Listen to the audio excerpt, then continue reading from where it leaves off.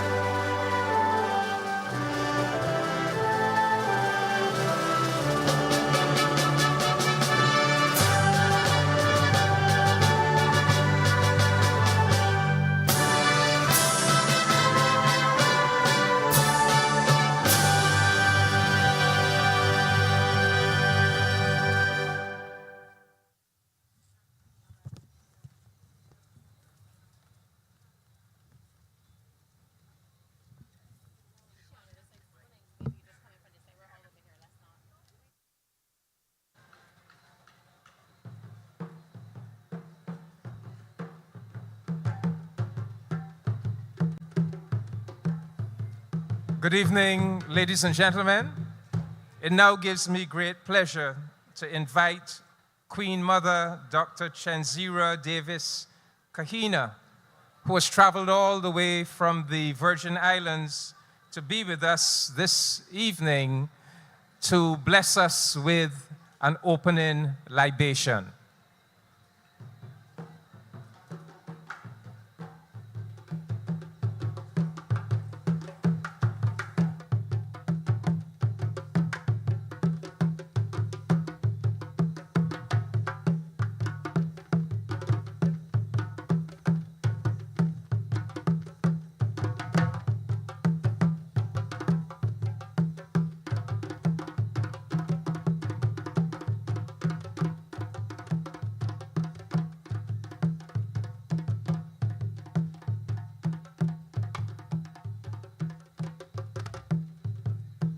Blessed evening to everyone. Greetings. Okay, otra vez. Blessed greetings, everyone. Evening. Give thanks. We do libations, and this time in honor of the theme of one cause, one struggle, one Caribbean. We need to give reference. We need to give reverence. We are to honor our ancestors that facilitates this celebration, this remembrance, this National Day of Significance. I am here through our very own Baba John Howell, Baba Tifashe.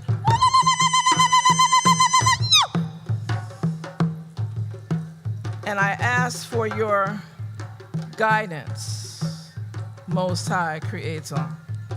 You will hear us speak of ancestors of Barbados. You will hear us speak of ancestors of Belize, of St. Kitts and Nevis, of St. Vincent and the Grenadines, of Grenada, of Trinidad and Tobago, Jamaica, Antigua, Guyana, and even the sister island of the Virgin Islands. Both sides, not just US, British as well. And its ties to this remembrance of what took place around labor, around workers' unions, around liberation, around struggle, and around emancipation. We always offer the libations of water to give strength and honor to our Mother, Father, Creator, to the elders that are amongst us, to the youth that are present, and to everyone in between, our families, our women, our men, those that are strong. So we give blessings.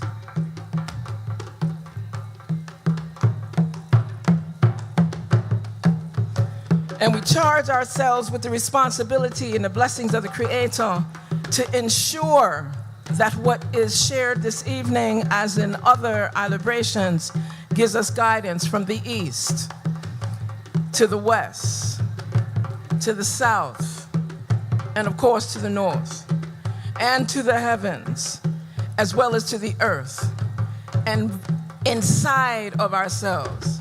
So we call their names, and we ask after the names that you, Ashe, Ashe, oh.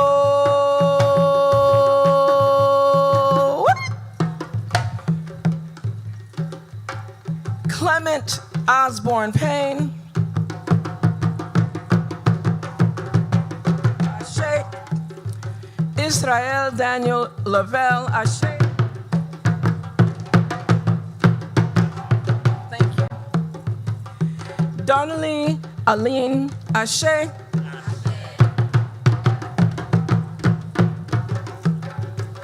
Menzies Chase, Ashe.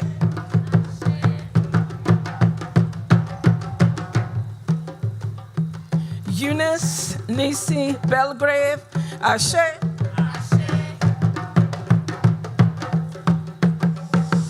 Mortimer Skeet, Ashe.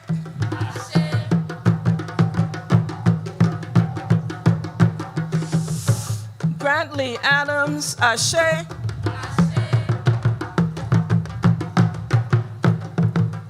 Winter Crawford, Ashe.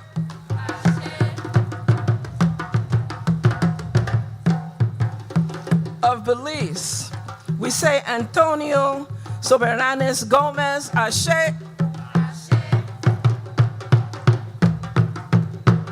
Samuel Haynes, Ashe.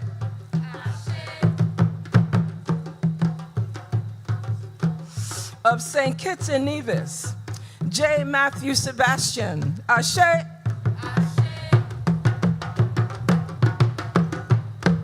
J. A. Nathan, Ashe.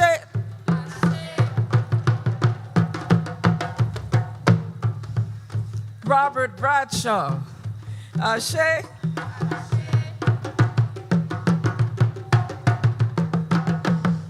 Of St. Vincent and the Grenadines, George McIntosh, Ashe. Ebenezer Duncan, Ashe.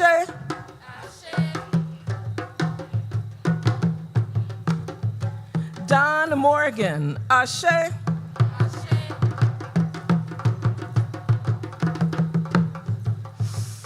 Sheriff Selassie Lewis and Bertha Mother Selassie Mut, Ashe. Of the Grenadines, T.A. Marichal, Ashe.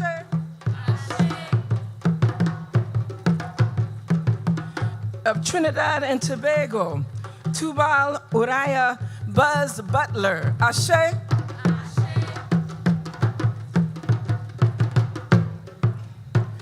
Elma Francois, Ashe.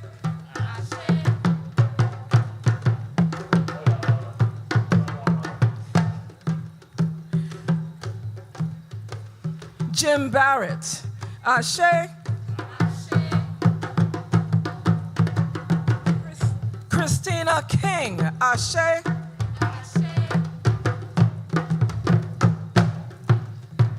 John Rojas, Ashe.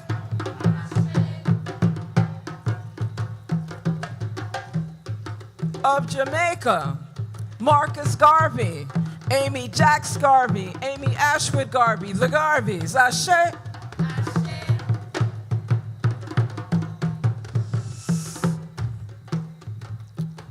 St. William Grant, Ashe.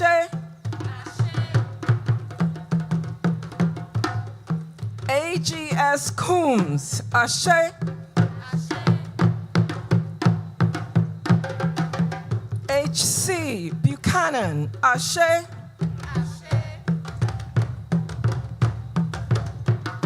Alexander Bustamante, Ashe.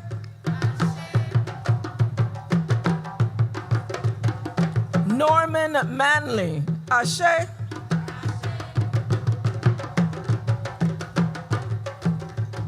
Of Antigua, George Weston, Vera Bird, Ashe. Of Guyana, Hubert Nathaniel Critchlow, Ashe.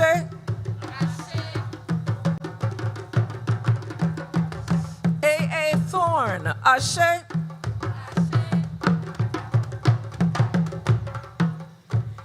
Ayub Idun, Ashe.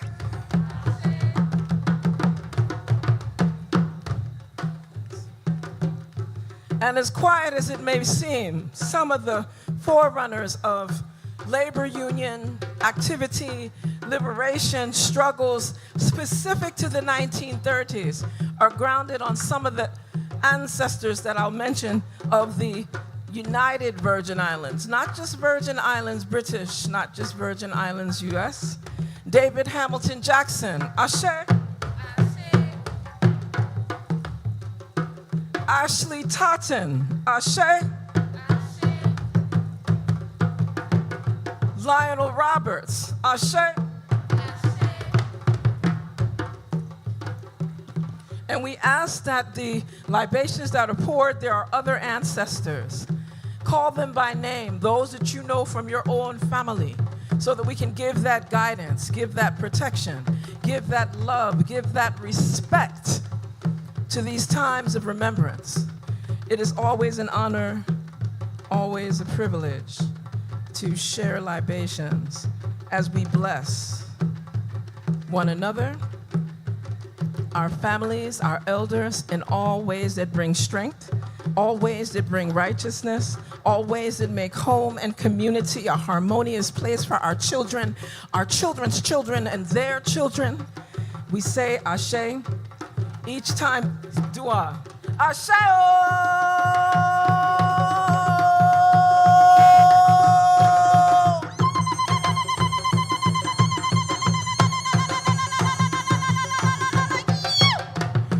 And we give thanks.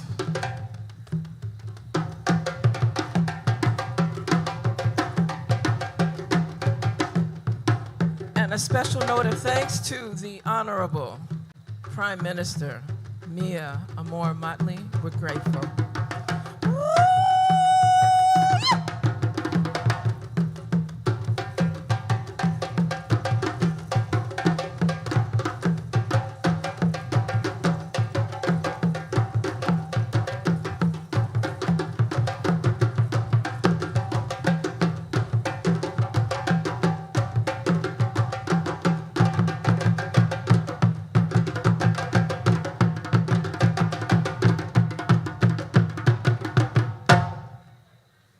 Thank you.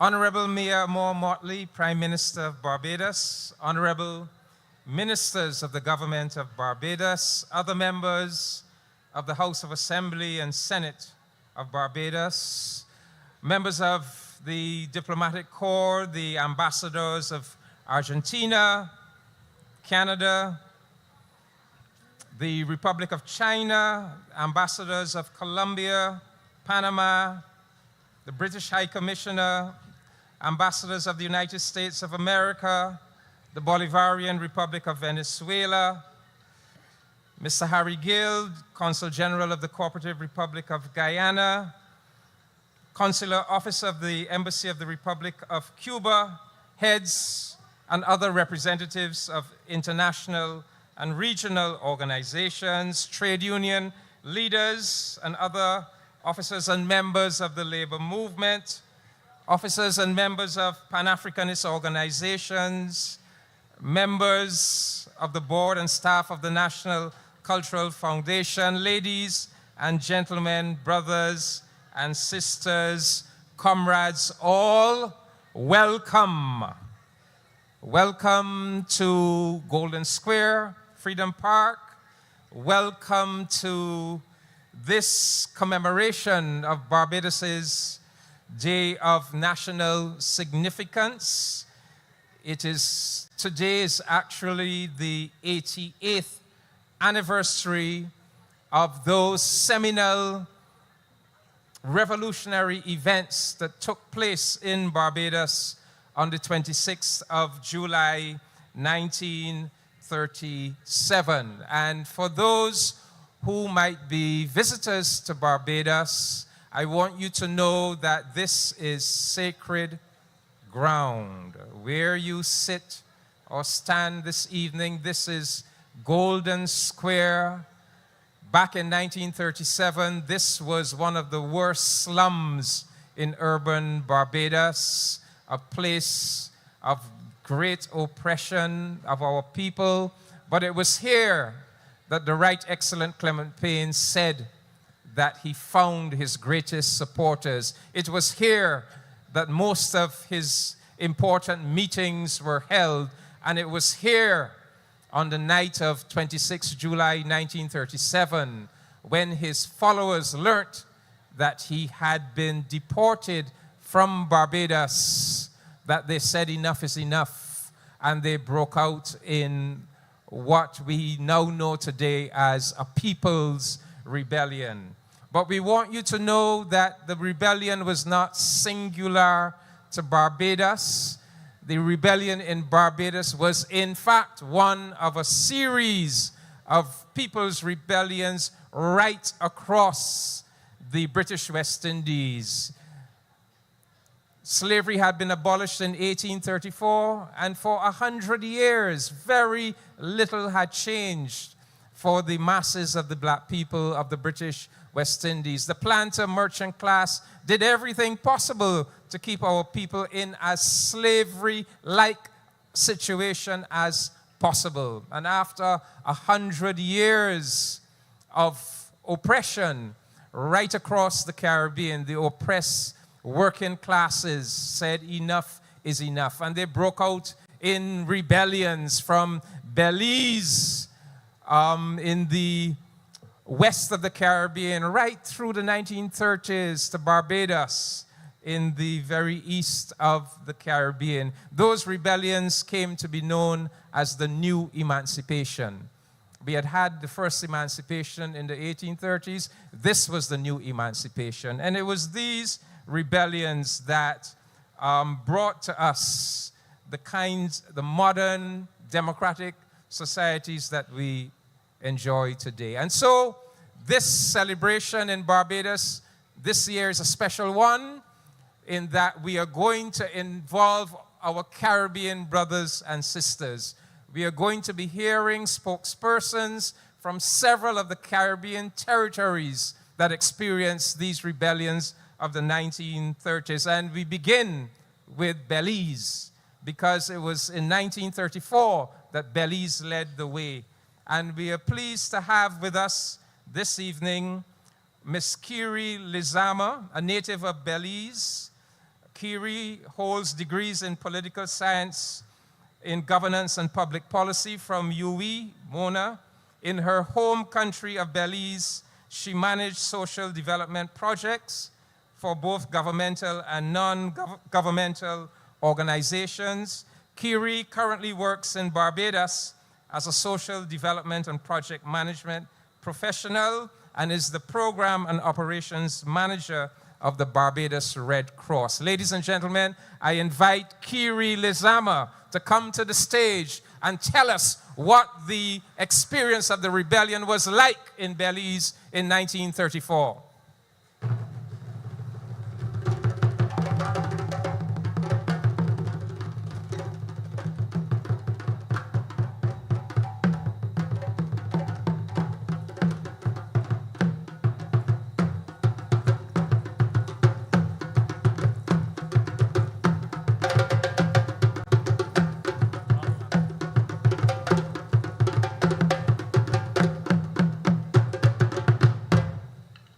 Thank you, Ambassador. Hello, everyone. The 1930s labor rebellion across the Caribbean were pivotal for the region and especially for the working class people, and I am incredibly proud that they began in Belize.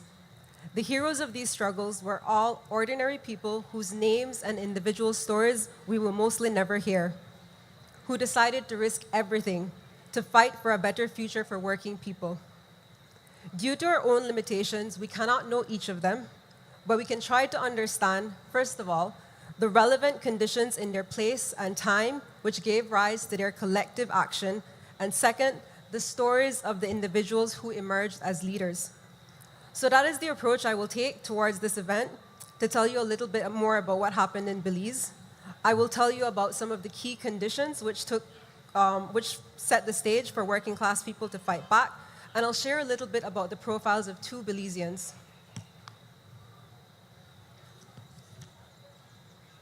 In the 1920s, forest products accounted for about 85% of exports in Belize.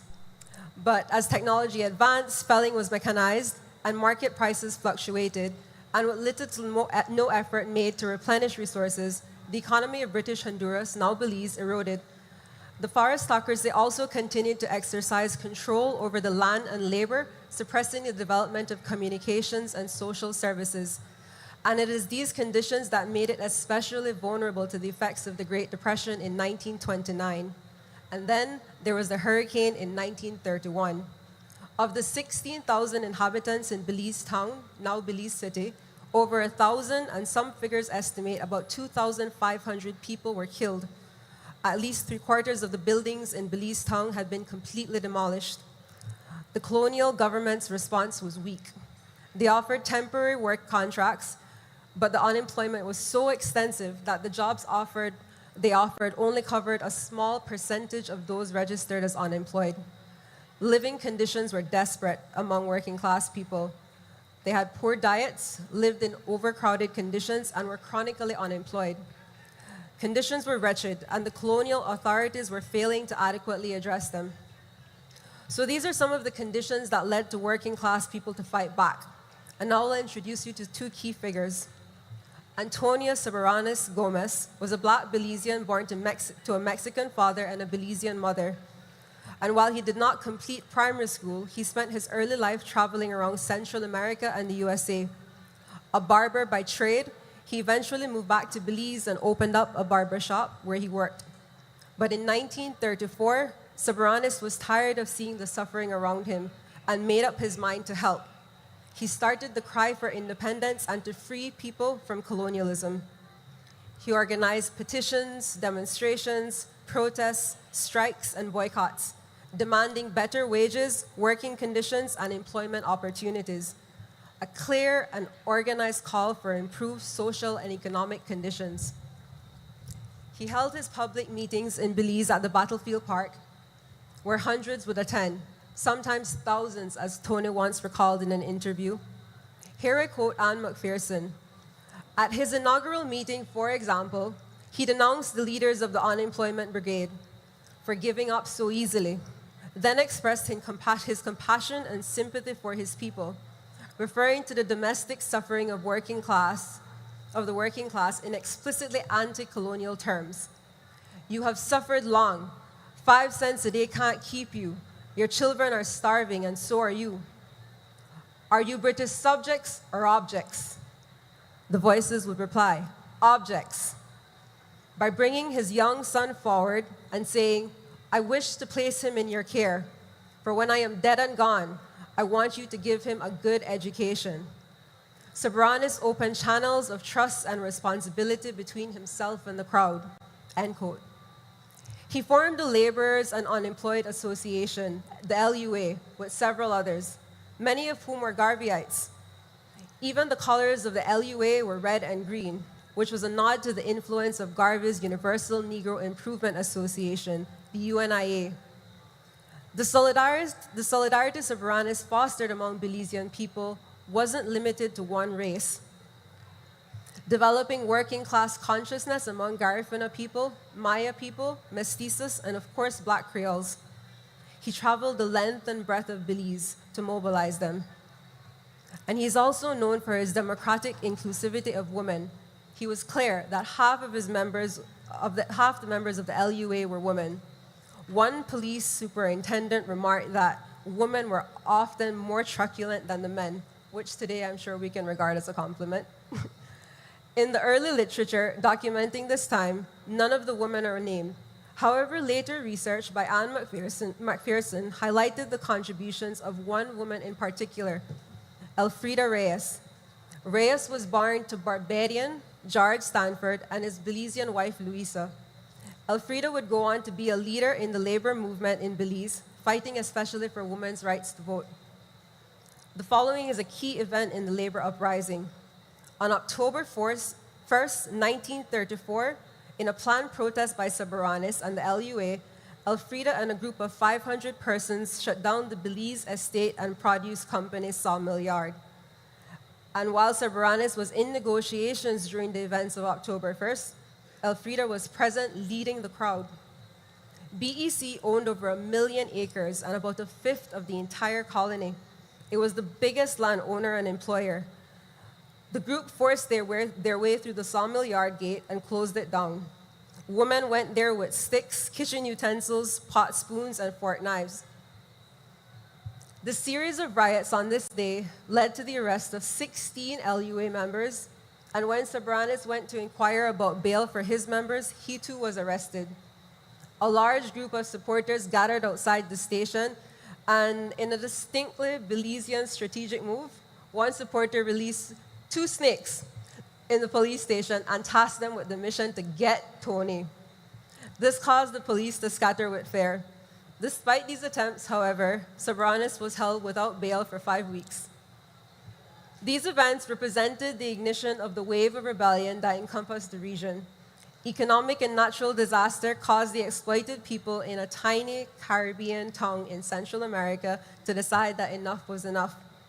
Inspired by regional and international Black liberation and working class movements, they showed their colonial oppressors that they would simply not accept the inhumanity that was being imposed upon them. Their legacy is sustained to this day. And I just want to end by saying thank you, because both Antonio Soberanes and Elfrida Reyes aren't national heroes in Belize, and it's really an honor for me to share their stories with you tonight. Thank you.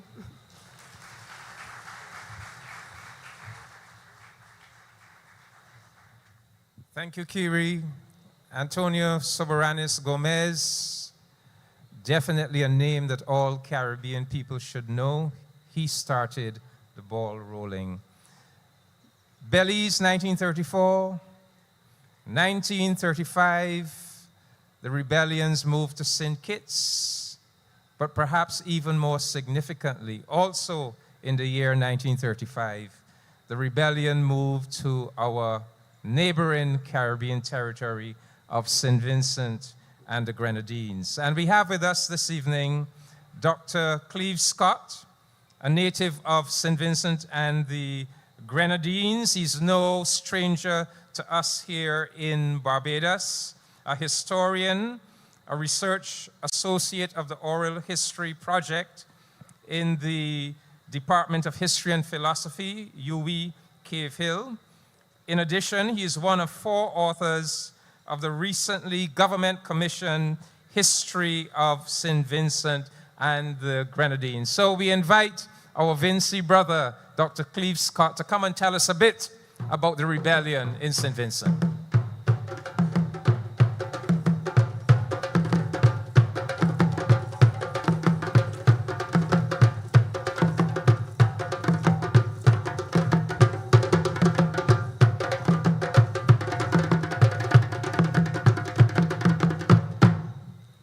Thank you, Ambassador. Good evening, everyone. Greetings. After 40 days of Insimas, I'm here for crop over. And after crop over, Carry Festa. But as you should know, St. Vincent and the Grenadines is 32 islands. It's your closest neighbor with the highest mountain, La Soufre volcano, that always reminds you of its presence. And if you like me, I have a couple buckets of ash up in Apes Hill.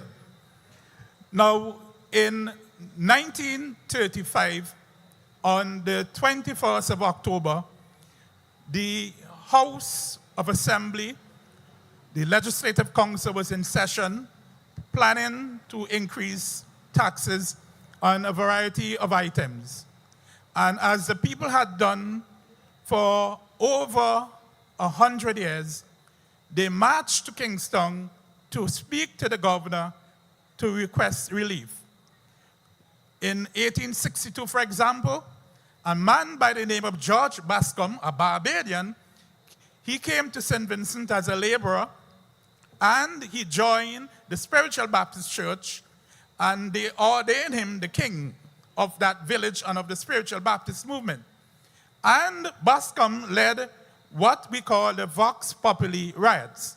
So that in October 1935, when the people gathered at the House of Assembly in Kingston to demand that the taxes being planned to be implemented should be withdrawn, the government refused to listen, and so they increased the matches by 1 cent. And that triggered off 3 days of protests. And these protests spread throughout St. Vincent and the Grenadines. Now, we need to recognize that at this juncture in history, the Caribbean as we know it was one. It is only in the late colonial period that we became all of these separate entities. So, for example, when Clement Payne came here back home in 1937, although he was born in Trinidad and Tobago of Barbadian parents, this city, Bridgetown, and many of you know it, Barbados was called Little England, and you thought it was because you speak English very well or you have a very excellent education system. But it was because at the time, this city represented a kind of localized center within the region. So it was a place where boats would come weekly, daily, and people would disembark and mingle. So that Clement Payne, when he came back in 1937, he was coming back to carry on a movement that had been going on, as you can see, with the Garvey in the projection at the back, had been pushing since 1919. And I will say to you, if you go to Country Road, you'll see the ruins of a church, of the African Orthodox Church, led by a man by the name of Radford Edward Macmillan Jack, who was ordained a bishop in the African Orthodox Church and a member of the Garveyite movement. So that in St. Vincent and the Grenadines in 1935, all of this activity, all of this movement, all of this energy is what propelled the unrest, the rebellion in October 1935. In fact, one of the leaders who the Queen Mother mentioned earlier, Sheriff Lewis, in a Garvey meeting, he had said, I would go to Ethiopia, Abyssinia, to fight. Because at that time, you had the Italian invasion of Ethiopia, Abyssinia. And in St. Vincent and the Grenadines, it is well established that one of the motivating factors outside of the raise in matches, which some people call the straw that broke the camel back, that Vincentians, black Vincentians, were irritated about what was happening internationally. And then we have George McIntosh, who became the voice of the movement. The people had been going to George McIntosh for many, many years to complain and to seek relief, as we do today with our political representatives, right, Honorable Prime Minister? And right across the road from here, as the ambassador mentioned, we have in this area, Sacred Ground, but right across the road, we have the Granville-Williams bus terminal. And that kinds of give you the kind of glue that we want to put all of this together. Because within that movement, we have people moving all across the region. So Grenada going into Trinidad, getting involved in the trade union movement, the early trade union movement, Clement Payne in it. St. Vincent, we have coming after E.T. Joshua and George Charles and so on. So that today, this ceremony for me is very important, especially at a time where we have come full circle and we are going to free movement. And I applaud our prime ministers, in particular Prime Minister, the chair of CARICOM, Honorable Mia Amor Buckley, Prime Minister of St. Vincent and Grenadines, Ralph E. Gonsalves, who, if I call his name and he doesn't say comrade, he might not believe it's me. But indeed, we are very happy that this occasion is taking place today to celebrate the commitment of people of Caribbean and African descent all across the region. I thank you very much, Ambassador. Good night.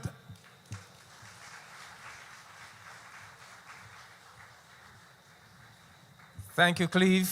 And ladies and gentlemen, it would be remiss of us not to also acknowledge Prime Minister John Briceño of Belize and Prime Minister Roosevelt Skerrit of Dominica, the 4 countries that have come together to launch the full freedom of movement: Barbados, Belize, St. Vincent and the Grenadines, and Dominica. We call them the Fantastic Four.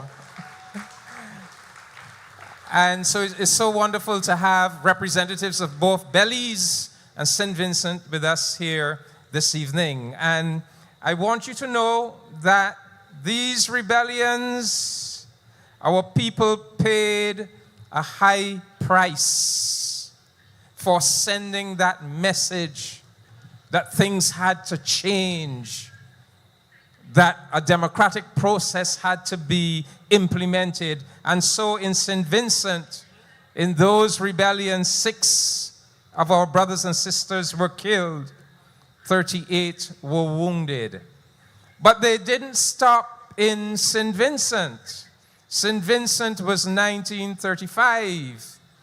But by 1937, the spark had been lit in Trinidad and Tobago. And we have with us this evening Miss Omega Cox, a Trinidadian who has lived most of her life in Barbados. But she did live, she was born, she worked in Trinidad for several years as a graphic artist. She has been working in the public sector of Barbados since 2010. At present, she works at the Barbados government's People Resource Compliance Directorate. Ladies and gentlemen, I give you Miss Omega Cox, who will explain to us the rebellion in Trinidad and Tobago.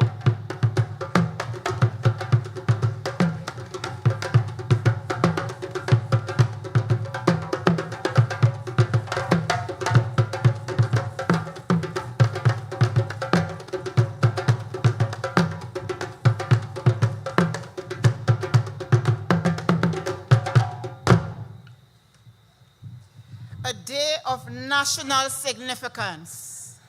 Under the theme, one cause, one struggle, one Caribbean, protocol being established. Good evening to each and every one. I am a Barbadian through naturalization, acquired from marriage to a Barbadian. Originally, I was born in Trinidad and Tobago from parents who are Caricunians/Grenadians. Therefore, my life is like a melting pot of diverse culture. Just for the record, my early education took place in Trinidad, where I was exposed to the important historical events. The working class rebellion of 1937 was one such event, and I will take the opportunity to briefly discuss it. In Trinidad, the labor class struggles were attributed to the emancipation period in 1834, when the former slaves fled and abandoned the plantations to avoid being under the colonizer. Trinidad was then trapped under the crown colony system, which gave rise to more serious labor problems. Trade back then was severely affected, and labor had to be sourced elsewhere. In a quest to keep the existing trade from being submerged, Chinese and Indians were brought to the island of Trinidad to work on the plantations on a contractual basis. This led to the working class becoming racially diverse, and this diversity played out in a segmented labor force, which gave rise to race and class, paving the way for a cosmopolitan country. In addition, there was an emergency of the labor movement in Trinidad to represent the sugar industry, the oil industry, and the urban workers. It must be noted that the sugar industry and the oil industries were making a fortune. Yet, the workers continued to be paid inadequate remunerations and had to be content with deplorable working and living conditions. A series of hunger marches and demonstrations began around 1833 and escalated into 1937 amongst the black working class. To be specific, on June 1937, the rebellion started on the plantation by means of the long-lasting frustrations. If we understand a Trinidadian, loving, friendly, and warm, but when suppressed, we explode. At that time, in Faizabad, to be specific, in Trinidad, on June 19, 1937, the workers put down their tools and they rioted, which engulfed all of Trinidad. It rippled like a wave through the country. Everything was brought to a close, a shutdown. Even the oil industries were all shut down. Although there was no coordinating revolutionary leadership, this spontaneous series of action had evolved into a prolonged general strike. It must be noted that some of the key personalities and bodies that played a major role in, through, and after the 1937 revolution, you will hear names like Tobias Uriah Butler, names like Eleanor Francois, Clement Payne, Adrian Mackenzie, along with the Foster and Morin commissions. Life in Trinidad after that experience was never the same.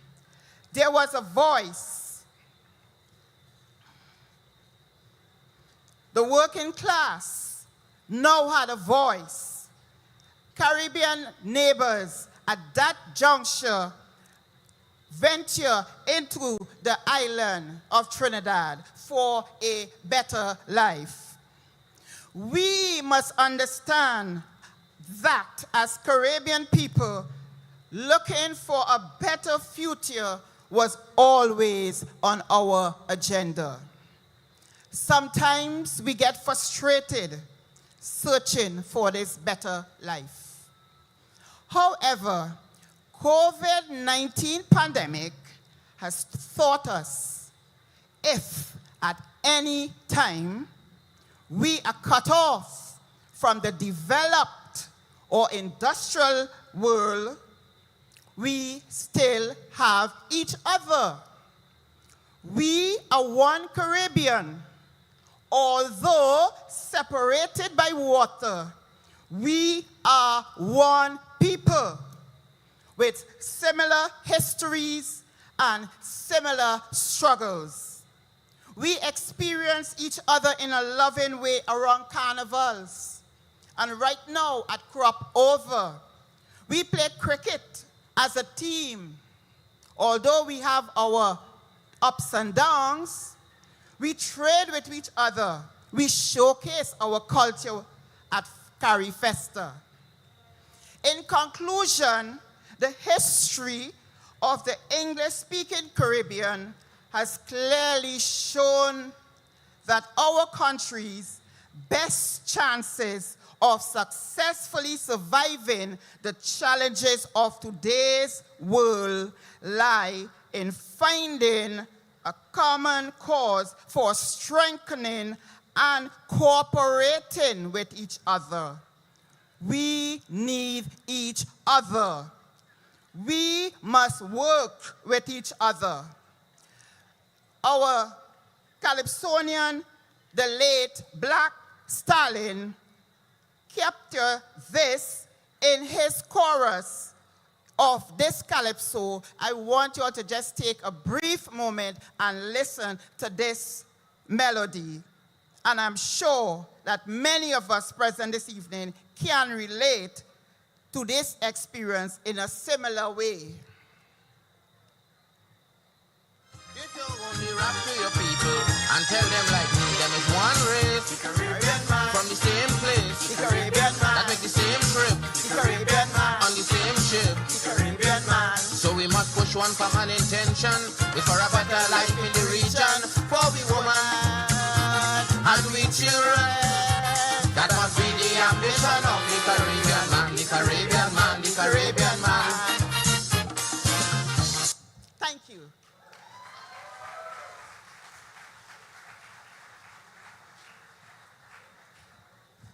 It would have to be a Trini to end off like that. And yes, Trinidad and Tobago, again, brothers and sisters, our people made a great sacrifice to build that better Caribbean. 18 were killed in Trinidad and Tobago and 42 wounded in 1937. And as we heard, it was June 19th in 1937 in Trinidad. And there was a link between Trinidad and Barbados because Clement Payne, who was an outstanding labor leader in Trinidad and Tobago, had come to Barbados in the month of March. And he had come here specifically on the mission to organize the working class people of Barbados. And when the revolt happened in Trinidad on the 19th of June, the Barbadian working class wanted to hear from Clement Payne. Payne, what is this that is happening in Trinidad?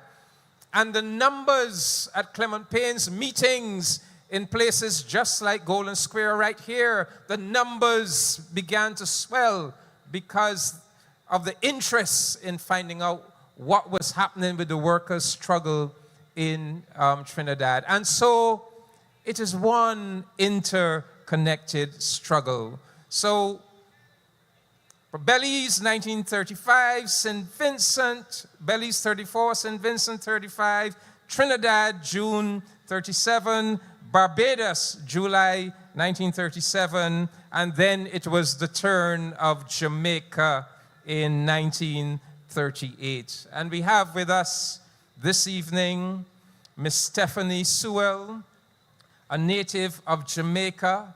She's a program policy officer with the United Nations World Food Program and is currently stationed here in Barbados. Before relocating to Barbados, she worked with the Ministry of Education and the Office of the Prime Minister in Jamaica on the Education Transformation Commission. Ladies and gentlemen, brothers and sisters, I give you Stephanie Sewell to give us some insight into what happened in Jamaica.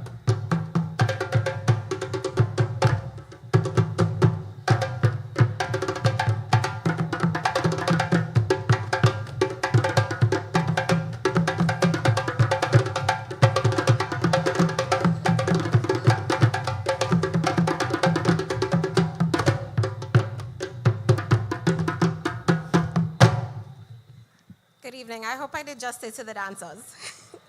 Prime Ministers the Most Honorable Mia Moore-Motley, Prime Minister John Presenio, Prime Minister Roosevelt Scarrett, other specially invited guests, good evening.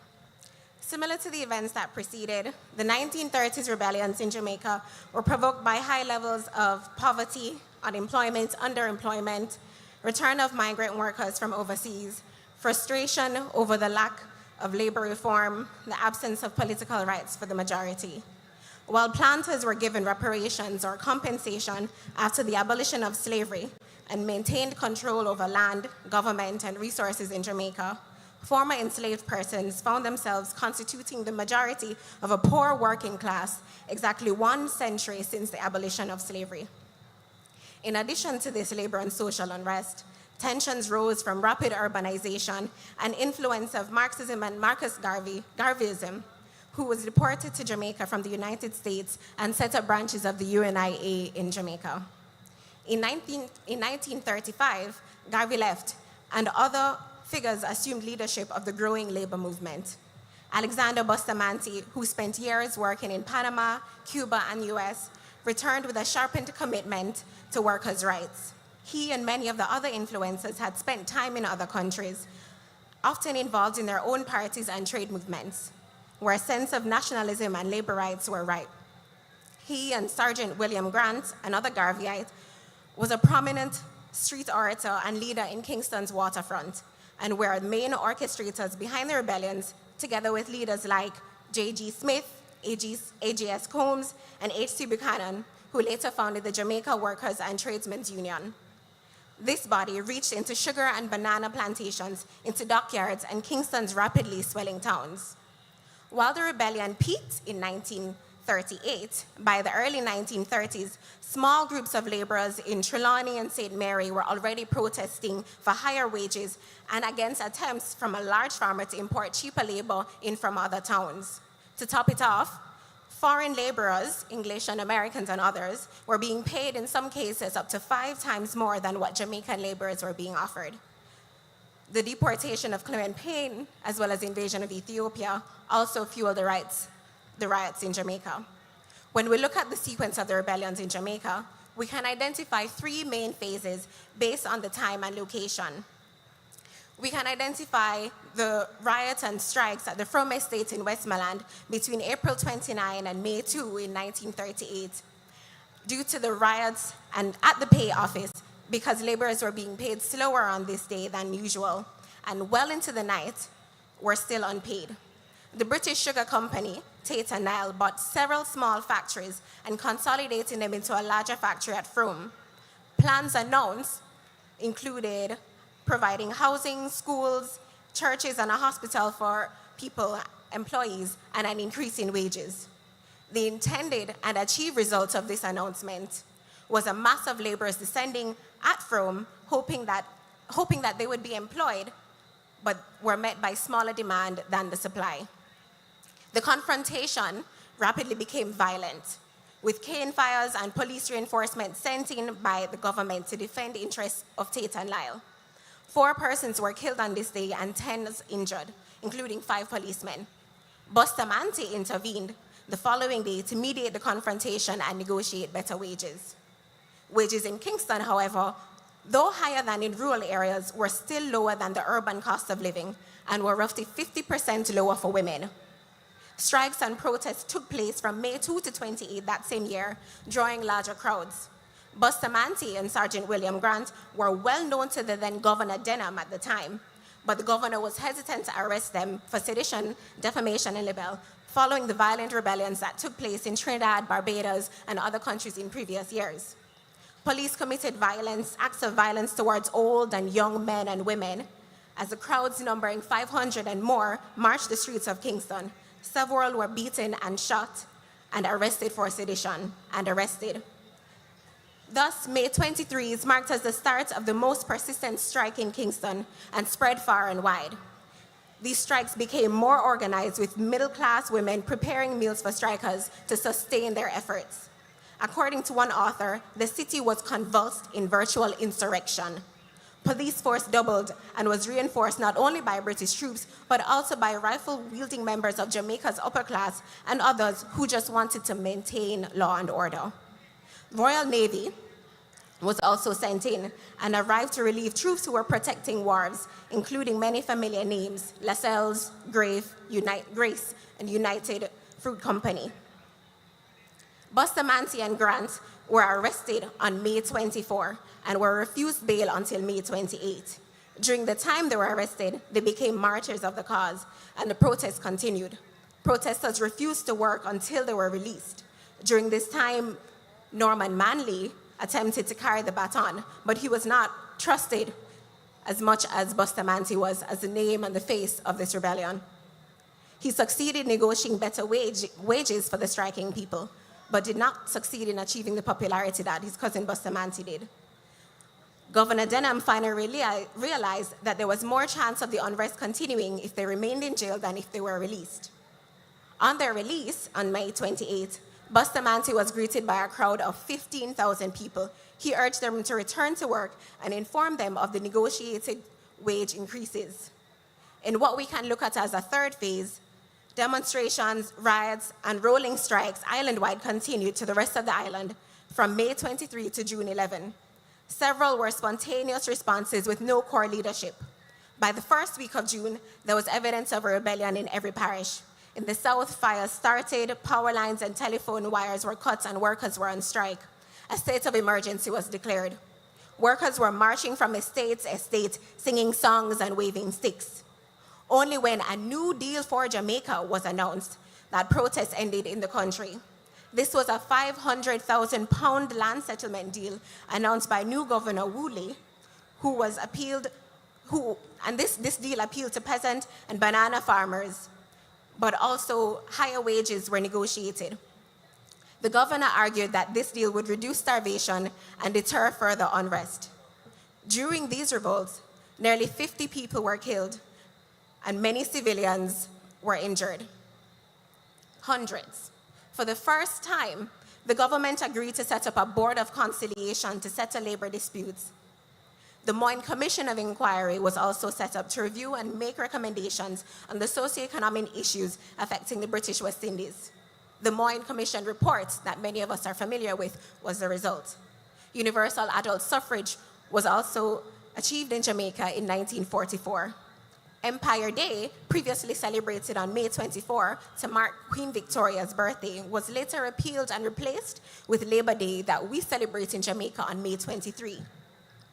This actually commemorates the 1938 rebellions. Bustamante, in one of the rebellions that took place in one of his protests at Parade in Kingston, is known to have tore open his shirt and bore his chest and said, "Shoot me, but leave my people alone." The Queen Victoria Park, was later renamed the Sergeant William Grant Park, part of a wider movement to recognize the contributions of Jamaica's freedom fighters on our path to independence and relinquish colonial titles. Bustamante, Norman Manley, they were both promoted as leaders of labor and nationalist movements and were named as national heroes of Jamaica and founders of political parties and unions that remain relevant to this day. Thank you.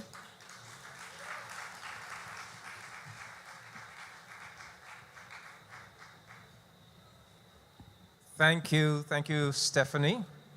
And we also need to put on record the tremendous sacrifices that the working people of Jamaica made, and we can make a comparison with Barbados.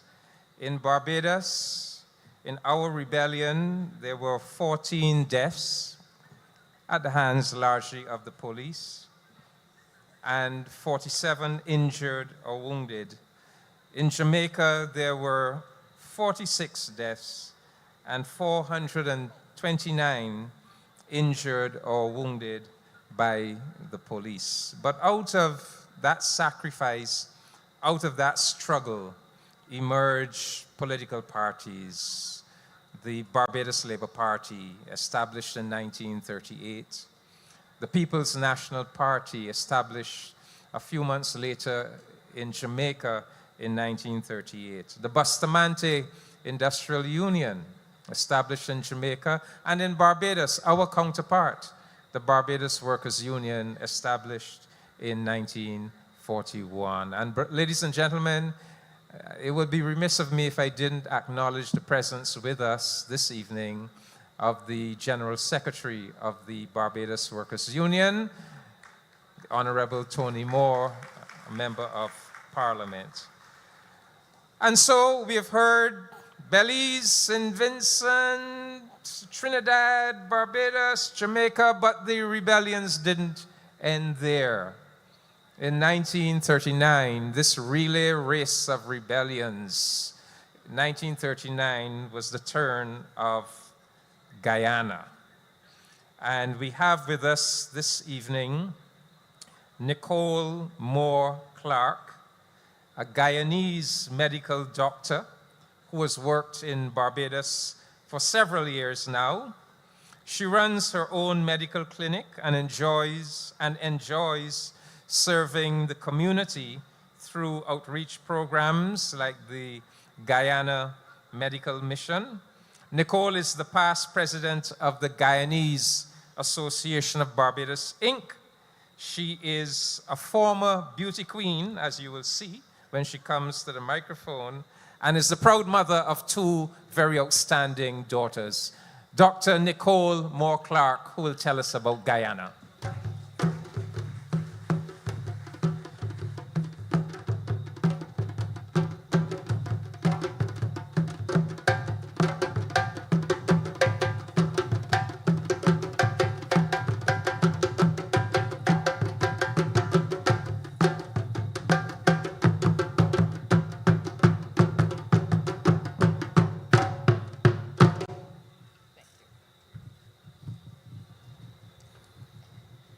Thank you for that wonderful introduction, Ambassador. Prime Minister of Barbados, the Honorable Mia Moore Motley, specially invited guests, members of Parliament, distinguished guests, ladies and gentlemen, good evening. I am honored to have been invited to this occasion to stand in solidarity with Barbados as it celebrates its National Day of Significance 2025. This evening, I will highlight and recount a significant day in the history of Guyana, the 1939 rebellion at the Leonora Sugar Estate. 86 years ago, in colonial British Guyana, a group of courageous sugar workers at Leonora, situated on the west coast of Demerara, rose in defiance of an unjust system, a system that had for too long devalued their labor, ignored their humanity, and denied them the most basic rights. It was a life of hardship and poor wages. At that time, the world was on the brink of war, and empires were being challenged. But in Guyana, the battle was already underway. It was not a battle of guns or grand speeches, but a quiet and persistent struggle for dignity, for fairness, and for the right to be heard. At Leonora, the workers who were descendants of enslaved Africans and Indian indentured laborers toiled side by side under harsh conditions, long hours, meager wages, inadequate housing, and control by colonial managers. The grievances were many, but their voices were often silenced. On the 16th of February 1939, that silence was broken. Workers at the Leonora estate decided they could no longer endure the mounting injustices. Enough was enough. They stood together not as individuals, but as a unified voice, and launched a protest demanding better pay and humane treatment and conditions.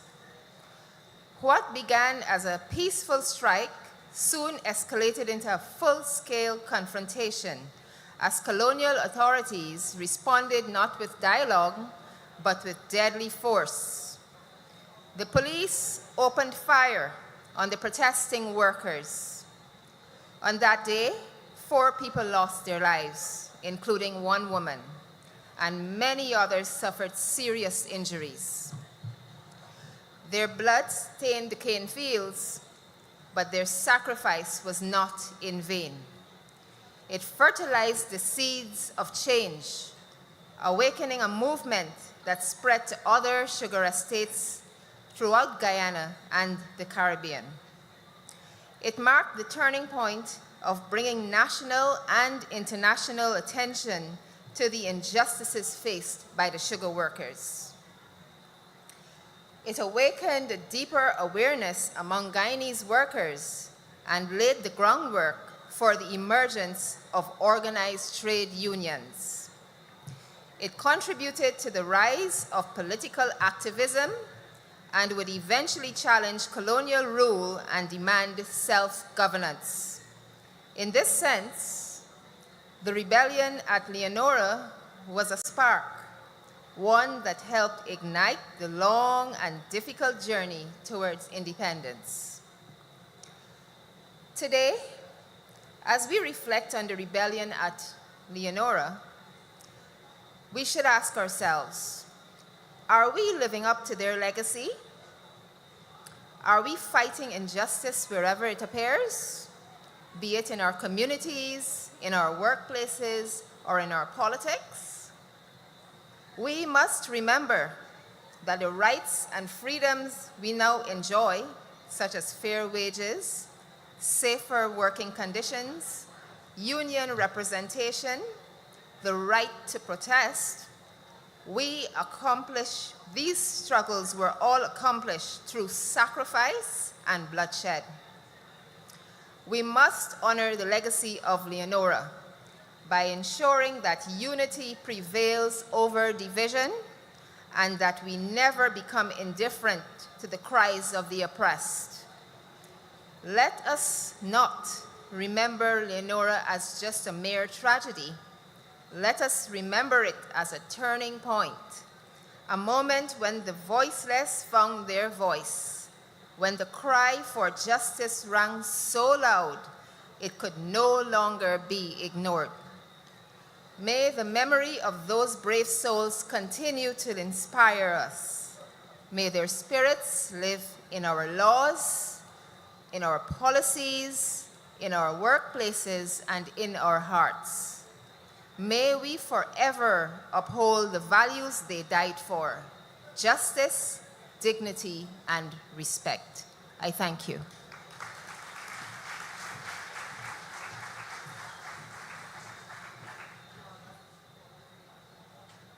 We thank you, Dr. Nicole Moore-Clark, for those wise words.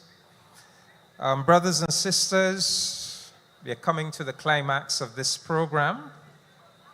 You know, there's a reason why we make the effort to come together periodically, to have these collective commemorations of important historical milestones.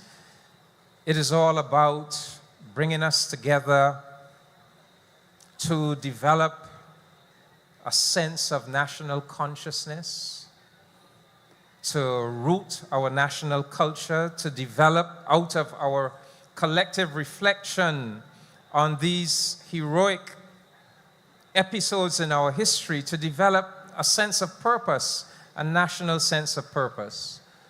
And as we move forward with projects like the Full Freedom of Movement project, it is going to become more and more important that we don't simply have national reflections, but we put those national reflections within a wider Caribbean and sometimes Pan-African context. And so this is the purpose of this particular commemoration today, where we reached out to Belize and St. Vincent and Jamaica and Guyana. And it now gives me great pleasure to invite the person best able to put all of that together and the meaning of all of that, none other than our own Prime Minister, the Honorable Mia Amor Motley.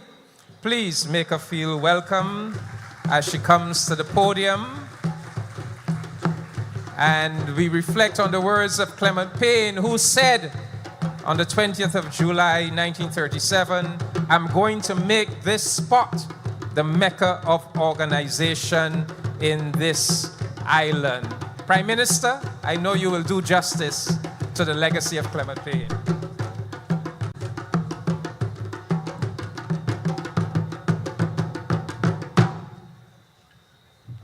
Thank you very much, David, Ambassador.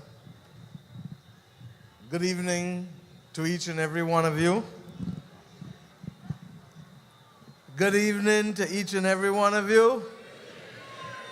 We're beginning to sing a little better now. The oppressive forces that would stop you from speaking are no longer in the ear of this nation. Good evening, ladies and gentlemen. Right. I start here because since when we met last year, a number of things have happened.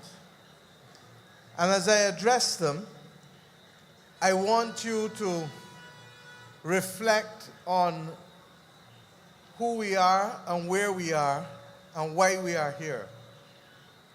But allow me first this evening to say thank you to all who have spoken. I thank the Queen Mother for her libations.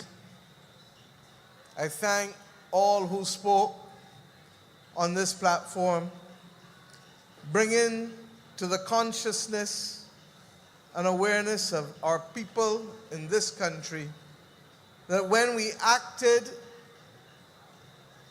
on July 26, 1937, that it was not a singular act, but in truth and in fact, part and parcel of a series of rebellions in response to the failure of the then authorities to improve the conditions under which our people lived almost 100 years after the right to freedom had been conferred upon them.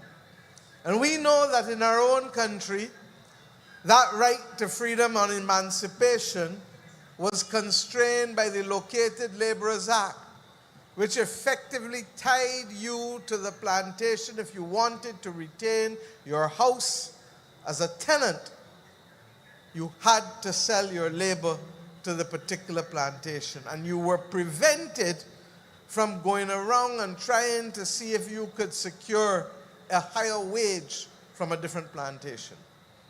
So I give context because many of our people need to appreciate that this is not some faraway concept, that we come together first to give thanks that they had the courage to do what they did. Because when we look around and contextualize it in today's world, we ask ourselves, who has the courage to stand up and to defend where wrong needs to be repaired? They did. And in some instances, they paid with the ultimate price, their lives. But I said that a few things have happened since the last occasion when we came here. And year after year, I have tried to reinforce that this journey that we are on as a people, the missions that we must attain, require of us more than just the physical journey. more than just the taking care of the tangible things, yes, that will make a difference. You heard from this platform that in Belize, almost 100 years after, in fact, effectively 100 years after, that people felt that more should have happened and better conditions should have been in place. But physically, they were not. And those rebellions led not just to the formation of the political parties that many of us know today, or the workers' unions that defend the rights of our people today, but they also effectively led to better housing and access to education and access to health care, so that they were catalytic in every sense of the word. I ask us today to remember, as we celebrated, and that was one of the events that happened since last we met in Golden Square, the inauguration of the Marcus Mosiah Garvey Amphitheater on the other side of Constitution River. And it is significant that Marcus Garvey came to Barbados on the 18th of October 1937, just months after our own rebellion here. And you will forgive me for recalling that it was on the 1st of October 1937, a day that I feel very special for. But it was on the 1st of October 1937 that Marcus Garvey delivered himself of the words, "We are going to emancipate ourselves from mental slavery, because while others might free the body," referring to a century before, "none but ourselves can free our minds." What is the linkage between him speaking in 1937 and 1834 and the recognition that while the body may have been freed, and while we fight now for the conditions of improvement, it was the mind more than anything else that must be the mission for us to emancipate. And today, 12 years short of 100 years from when he made that statement, I ask us, how will we prepare ourselves as individuals, as countries, as a region, to ensure that we are ready to withstand the continuous efforts that are intended to be able to control our minds, to control how we see each other, to control how we treat to development, to control how we treat to each other. This year, CARICOM heads of government made the decision that that elusive dream of freedom of movement, that ability to ensure that our people can treat this region as one, needs to start beyond simply the skilled national movement and the picking out of one here and one group here and artists here, and that we need to be able to allow our people to find the best possible opportunities that they can and that they will. It has not been done arbitrarily or recklessly. The reality is that all of our populations, with the exception of Haiti, are in fact insufficient to meet the needs of development.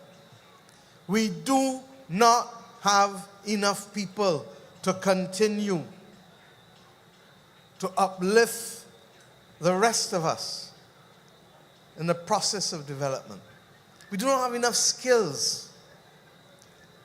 And the reality is that we ought not to be frightened of each other, because the only fear that puts us to divide each other are the fears that were generated centuries ago by those who understood that the power of suppressing us was in the ability to divide and rule. And that we understand that it is only when we come together as one, when we exhibit the solidarity that you spoke of on this platform tonight, that we will in fact be able to make that difference. Is it not amazing that one of the names reflected here with respect to Belize, Alfreda Reyes, the daughter of Barbadian, Mr. Bascom, that Cleve spoke about in St. Vincent, Barbadian. And when you begin to understand the extent to which Barbadians who did not want to be subject to the Located Laborers Act in the post-emancipation period took it upon themselves to move out, to go to Guyana and to teach persons how to be pan boilers and to work in the sugar factories, to go to Trinidad and Tobago, to go right up the island chain. Because whether we liked it or not, Barbados was one of the most densely populated countries. And by some quirk, the British determined that the best way to maintain stability was not to deny all rights, but they provided access to education, even if not by the state, through the permission of the religious authorities being able to establish the various schools across the country. Such that by the year 1900, Barbados on 166 square miles had 200 primary schools, 6 secondary schools, and 1 university in the form of Codrington College affiliated to the University of Durham. How does 166 square miles have that? Or a police service from 1834, or a post office from the 1850s, or a psychiatric hospital in the 1870s. So that in spite of them using those mechanisms to try to keep calm as much as possible, there were Barbadians whose spirit could not be tamed and who determined that they would leave this country to find a better life. And hence, in the same way that Clement Payne's roots were between Trinidad and Barbados, there were other Barbadians who went afar and who made a significant contribution in the freedom of Caribbean people. I give and reflect on these examples because today the world faces challenges from the existential climate crisis that may sound like a buzzword to some, but when you get the intense rain that goes beyond what we are accustomed to, as some of us experience only today, or when you get the droughts, or when you get the sargassum that none of us grew up seeing on the beaches, you know that this thing is real. And when you then have the loss of life from it because you're not prepared, you understand the extent to which this can be changed for all of us. And I will not reflect on today the judgment of the International Court of Justice or the Inter-American Court of Human Rights, other than to say that the courts are proving that we are moving in the right direction by validating all that we have been saying with respect to climate, causation, and damage. But beyond the existential crisis of climate, we have a crisis across the region with respect to health, with respect to chronic non-communicable diseases, and with mental wellness. And the mental wellness one would have been compounded by reason of the COVID pandemic. You tell people not to move for a year, 2 years. They become marginalized in their employment. Things were tight before. They're not able to catch themselves again. They're pushed over the edge. We see this across every country in the region. And this, combined with substance abuse, is having negative and deleterious consequences in households, in communities, in families, in countries. And we face equally the same battle as it relates to protecting how we can address issues of food security, recognizing that with the changes happening in the global trading arrangements, if we do not provide for ourselves, there is no guarantee that we can access what others have for us. And then, of course, as I reflected in Montego Bay a few weeks ago, the new battles will not be fought with the armada and the flotilla. It will be in the control of the mind through the use of information and technology.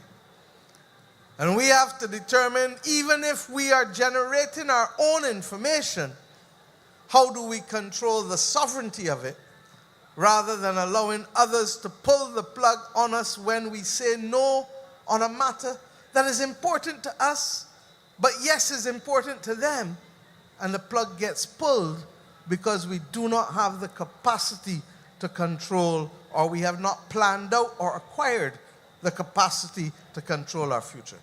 My friends, and the last and most obvious one is the issue of citizen security across the entire region.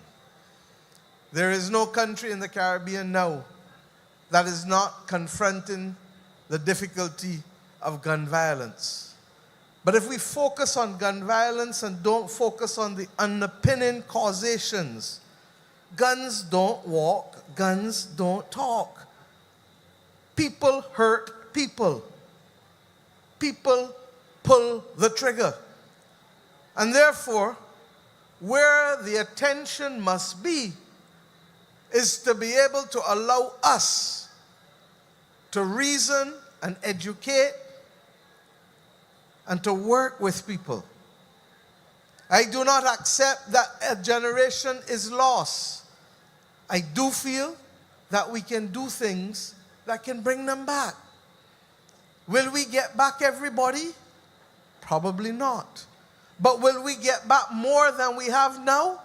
Yes.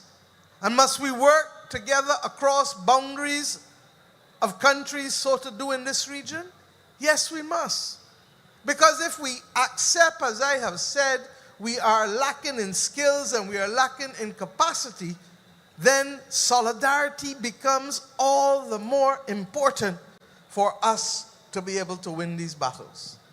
So my friends, I leave you here this evening with the singular thought that in 12 years' time, those most powerful words, and certainly the words that have guided my own personal development, emancipate yourselves from mental slavery, none but ourselves shall free our mind.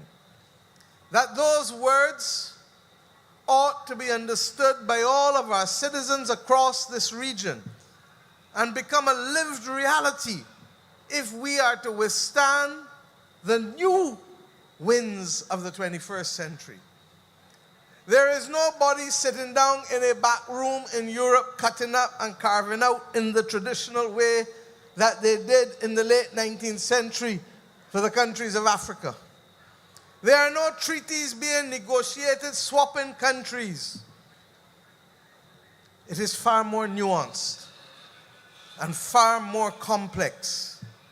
And if we walk in to the future blind to the risk, then we are liable to be recolonized in ways that will be far, far, far more difficult for us to be liberated from.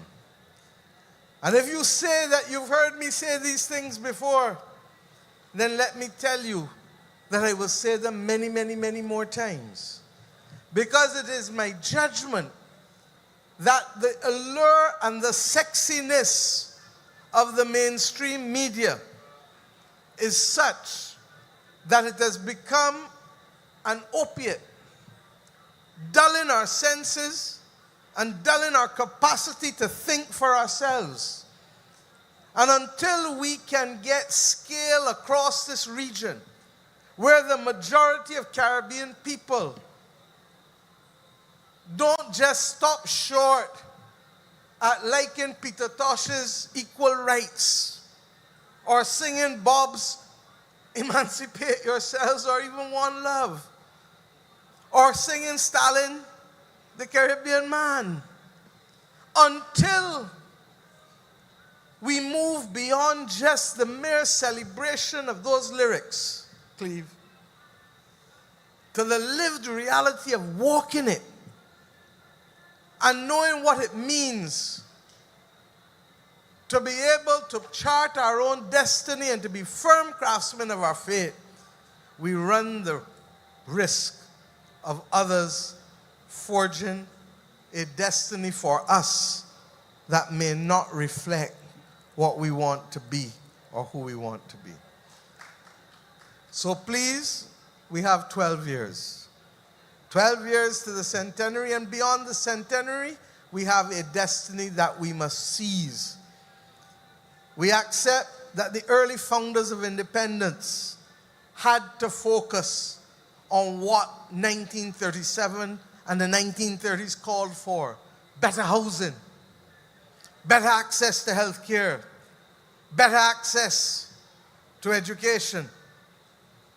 But this generation, these second and third generations of independence children, have now the higher and more complex responsibility of liberating the minds of Caribbean people from Caribbean jurisprudence that is truly Caribbean and not just a mimicry of international Commonwealth jurisprudence, to Caribbean education, the transformation that we are calling for to decolonize it, such that we are not just simply using instruments that were conferred upon us like the common entrance without more. Caribbean language, Caribbean music, Caribbean aesthetics. And with that, I can find no better way to say goodbye than to use the language of till next we meet again. Because in less than a month, we shall have the honor of welcoming to this small, great nation all of the creativity and expressions of solidarity in Caribbean creative civilization through that magnificent festival, Carifesta. And that this small nation should now be seeking to host Carifesta for the third time out of its 15 iterations in just over 50 years tells you where the mindset of the Barbadian population more than ever is. And it is significant that upon independence, John Hearn, a Jamaican, in writing in that book, which we are now distributing to make sure that our students read and understand it, that was published on our independence and Guyana's independence in 1966, John Hearn believed that in spite of the fact that everybody believed that Bajans were more British than the British, that he expected that Barbados would provide the opportunity for the most interesting example of nation building and a resilience. And why? Because he perhaps appreciated that the sociology of smallness and the extent of power kept things suppressed. But when given the chance, in the last 59 years, Barbadians have chosen to embrace their future. And while we have not finished the journey, on this very site, in this very capital city, we ushered in our republic because we recognize that the continued efforts of sustaining our sovereignty, of an individual agency, is dependent upon the emancipation of our minds and the discipline of ourselves to the mission of the journey ahead. None of us will complete the journey completely. None of us. Because it is a continuum. But we will pass the relay on. And I hope that on this site during Carifesta there will be some big conversations that will allow our people to understand what is at stake and why not just those who are in government or not just those who lead the church or the private sector or the unions, but why all families and all of our people must start to speak to our children and shape their minds and their thinking that they will willingly accept the baton that is necessary to reverse almost 350 years of subordination and domination. So meet me in Golden Square on August 22nd, when we will march from here to be able to usher the opening of the greatest festival of Caribbean civilization, Carifesta, and in this particular instance, Carifesta 15. Miss it and blame yourself. Good night.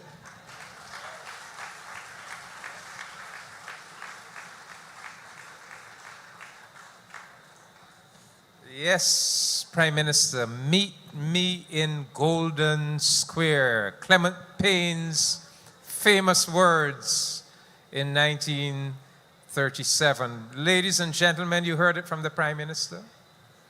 In this maelstrom of fake news and propaganda and social media manipulation, it is so important that we come together collectively to reflect on those high points of our people's revolutionary struggle.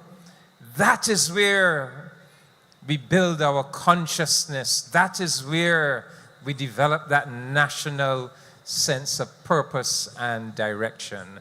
And I now call upon a minister of religion, Bishop Marlon Jones, of the Mount Pisgah Spiritual Baptist Church, to conclude our ceremony this evening with the closing prayer. Following upon that, we will have the laying of the floral tributes at the bust of the Right Excellent Clement Payne by the Prime Minister, Minister Monroe Knight, our speakers, General Secretary Tony Moore, and Brother Trevor Prescott.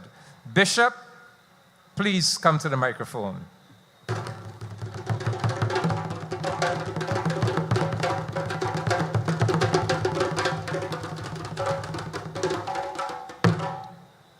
Thank you, Ambassador Commission. But I have a challenge. I don't have any dancers. Why? Acknowledging the set protocols, maybe bow our head for prayer.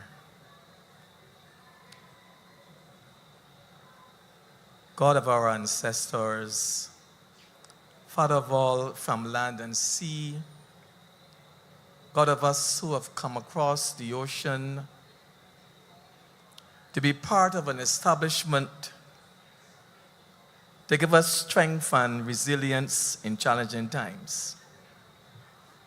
Father of all, from land and sea, we give you thanks for this special occasion. This occasion of memorializing those who were the catalysts of change in this country and across the region. We honor them for their sacrifice of resistance, their sacrifice of resilience, their sacrifice of boldness, so that we can be here on a day like today. We thank you for all who are here to celebrate. May this day of national significance ever remain valued and etched in our minds. May it flow from generation to generation. And as we close, for all things, we give you thanks. Continue to cover us. Give us the strength of endurance, like those who have gone on before, to fight for justice and for peace. May we grow as a people valuing self, grow as a people valuing community, grow as a people valuing country, and be nations of builders to make a better world. May you be continually praised. Ashe, Ashe, Ashe. Amen.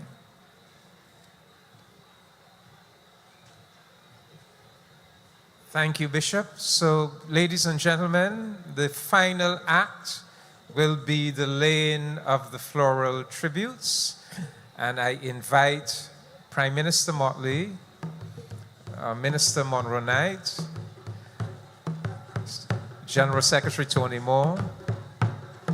I invite Kiri Lizama, Dr. Cleve Scott, Omega Cox, Stephanie Sewell, Nicole Moore-Clark, and Brother Trevor Prescott. I understand Trevor is in the audience. Please join the party.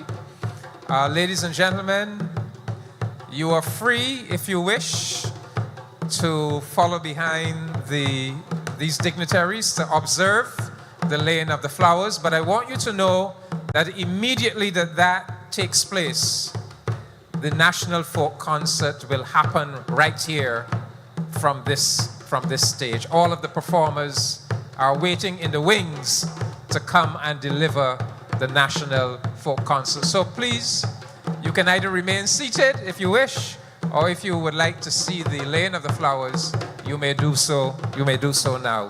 Ladies and gentlemen, thank you for being here this evening for this ceremony commemorating our Day of National Significance. And I hope you enjoy the National Folk Concert that will take place immediately after the ceremony. Thank you.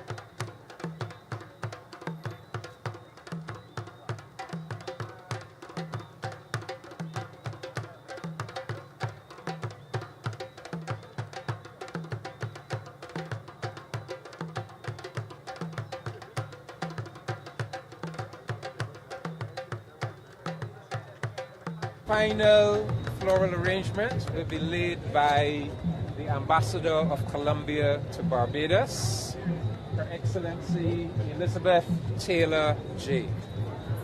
Ambassador.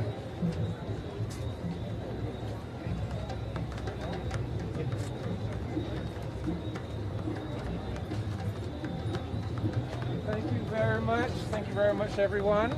And I would invite everyone to make their way back to the seating area where the artists are only chomping at the bit to deliver the national folk concert.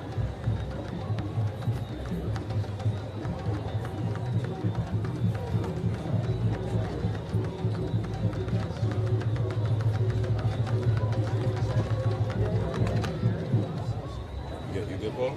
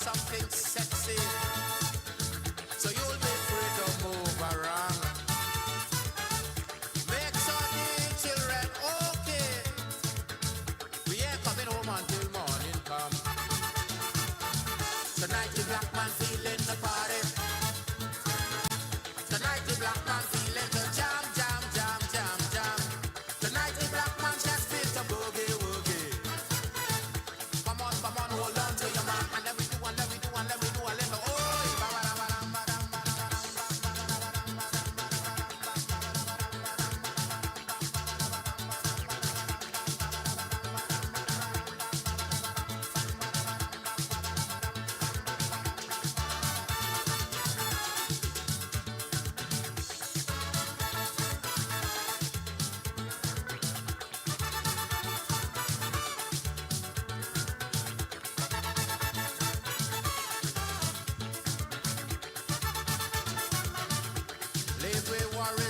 with our steps.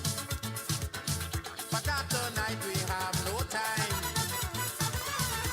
We gon' deal with that tomorrow. Tonight we going out and line. We gon' do a little soca. We gon' do a little grind.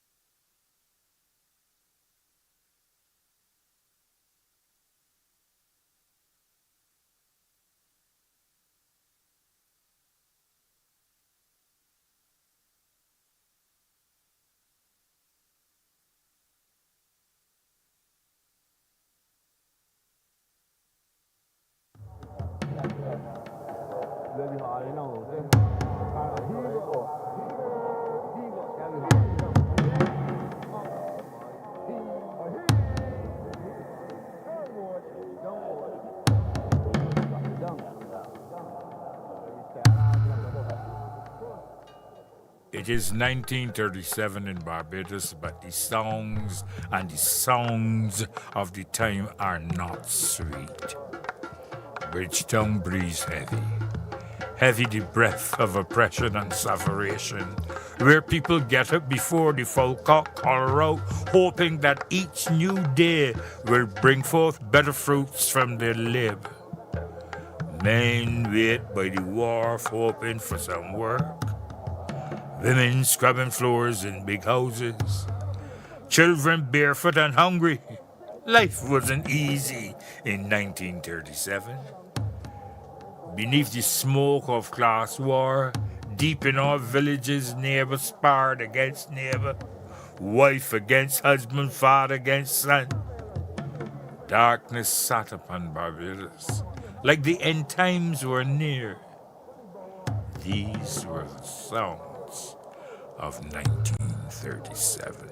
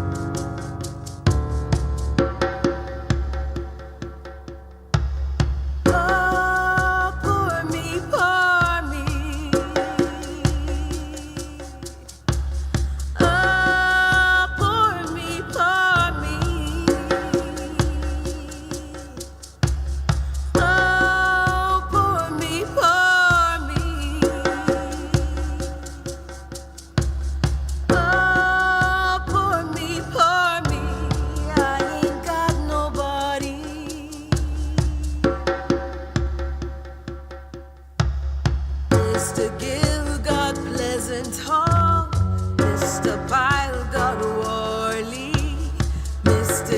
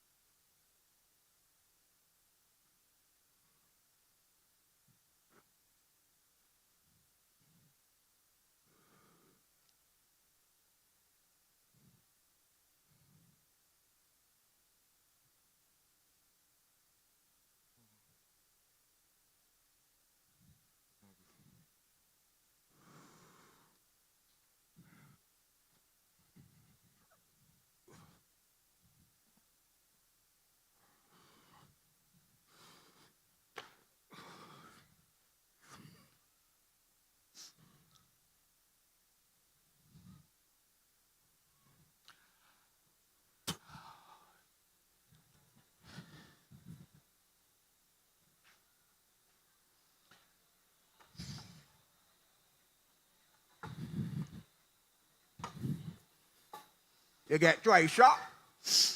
Yeah, but I still had to trust some things because the money wasn't enough. Oh, you mean the money wasn't enough? But I seen money you last month. But things gone up, you stay. Oh, you think so? Everywhere you turn, these people look at the jack out your eye. If any merchants is we want black people. Look, tell Miss Bradford I ain't got no more money for she here. She gonna get that next month. And she want me to remind you that we still owe for May and June.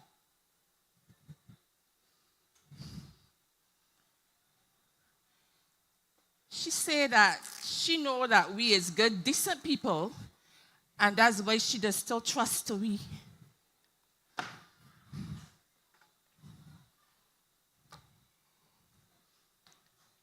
She told me that she was looking for you last week, but I told you that you was a little busy in the shop. Busy in the shop? And you probably forgot. I mean busy in the shop?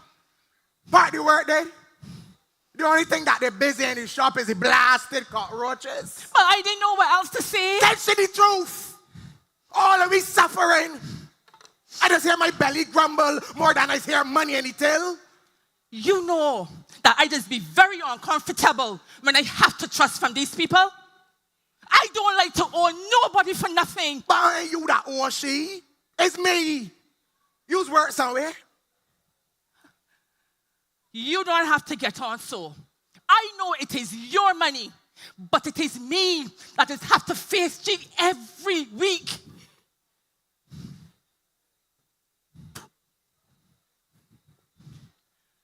And she said we better pay she by month end. Unless what? She carry me court? She call the police for me? Don't be unreasonable, Eustace. The woman running a business and they can't function on favors and promises. If Miss Bradford's shop is to shut today, tell me, what we going to do? Find another one. And do a trust from them too? So what's your solution? The little bit of money I'm making is barely enough for we to get food on the table. It's barely enough to pay the white man rent, Doris. It can only stretch so far. But that's why I tell you that I could do like Myrtle and sell some things. I tell you to stop watching other people. She's the only woman I know that ain't got no land, but always got potatoes and others selling. But she know people. I know the people she know. And you and them ain't to make no company. But I could just ask you. Doris, let me deal with the money. You handle in here so. All right.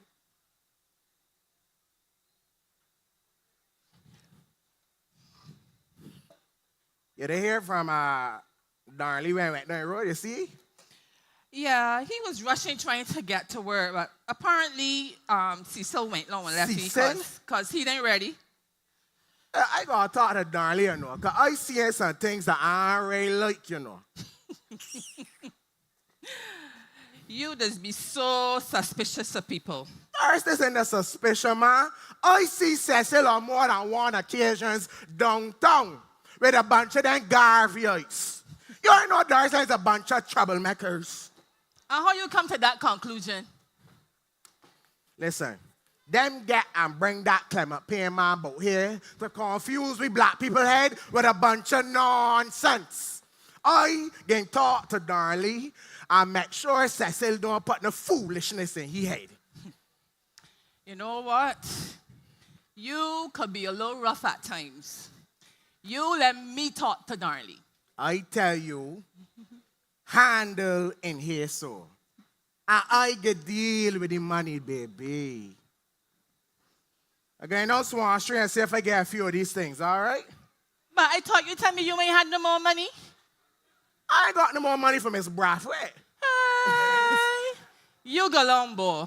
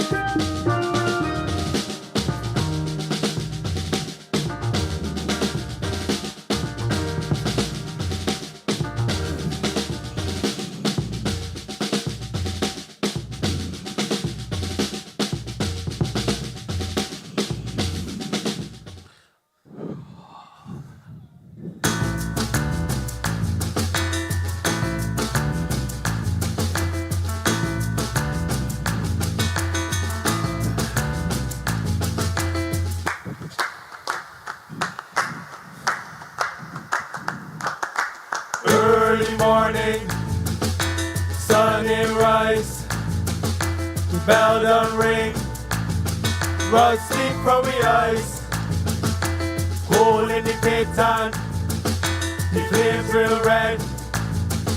We beat that metal till it make red. Strike the iron, make it sing. Strike the iron, fire hot but we swing. Strike the iron, make it sing. Strike the iron.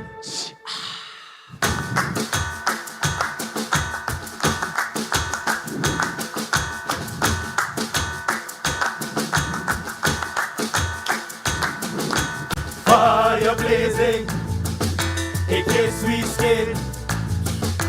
We don't break, we got strength within. Coal in the pit and the flames real red.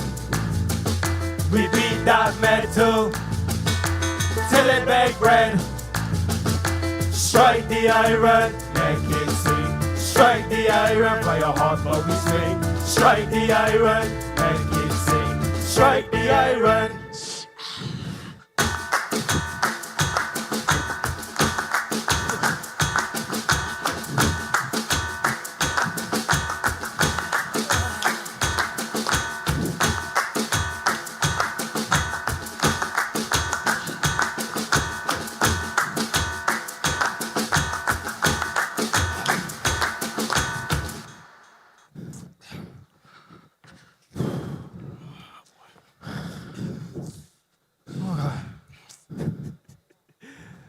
Boy, darling, if I was to bet money for you, I would have lost it, me. Listen, you paid us get cut so much, I don't know how you still surviving. Always late, man. Don't worry about me, Frankie. Who you used to worry about is Estelita and the man that she does work for. Hey, listen, fellas, you ain't got to come to the blows. Look, besides, darling, they're just making a little joke at you, man. Joke, no? The truth is, right, fellas?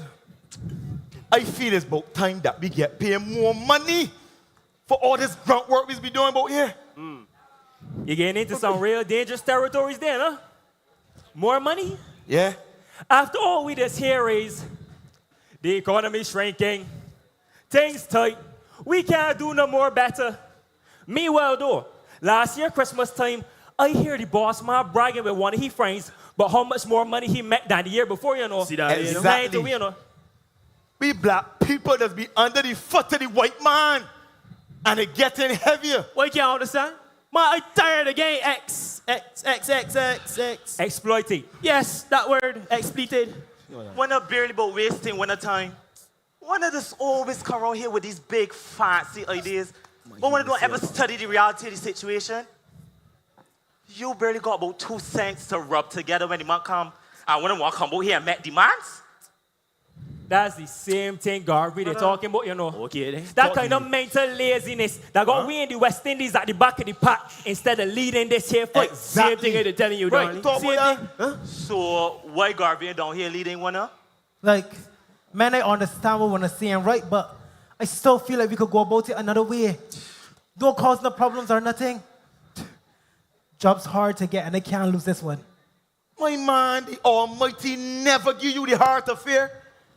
Wanna forget what happened in Haiti? Okay then. And Jamaica? Okay then. And even here in Barbados? Right. Yeah. They made the fearless.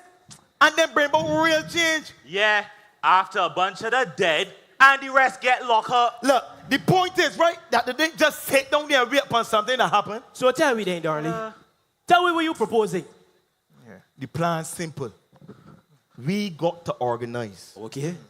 Cecil and I went last night to listen to Clement Payne. Yeah. Right. And that is the same thing that he keep on saying. What's that? The only way we can bring about real change is if all we work together. Right. We can't be working for the same wages we grandparents worked for nearly 100 years ago. True. We can't be working in this stinking environment where on any given day, one of we could get injured. Or get dead. Or get dead. You're right. All right, darling. But you tell me though, what if the bosses don't take me on now? Then what? Then, we force a hand. Liberate ourselves. Right. Destroy this system and get rid of these down white people. Okay then. All right. Listen, man, come in here, man. Today is the day that slavery can truly be done. Right. Today is the day that we can straighten we back. All right. And fight against this Yeah. system. Yes, Where all you right. system. All Where you right, at? darn. System. Yeah, You want me? darn. Yes, where you want me?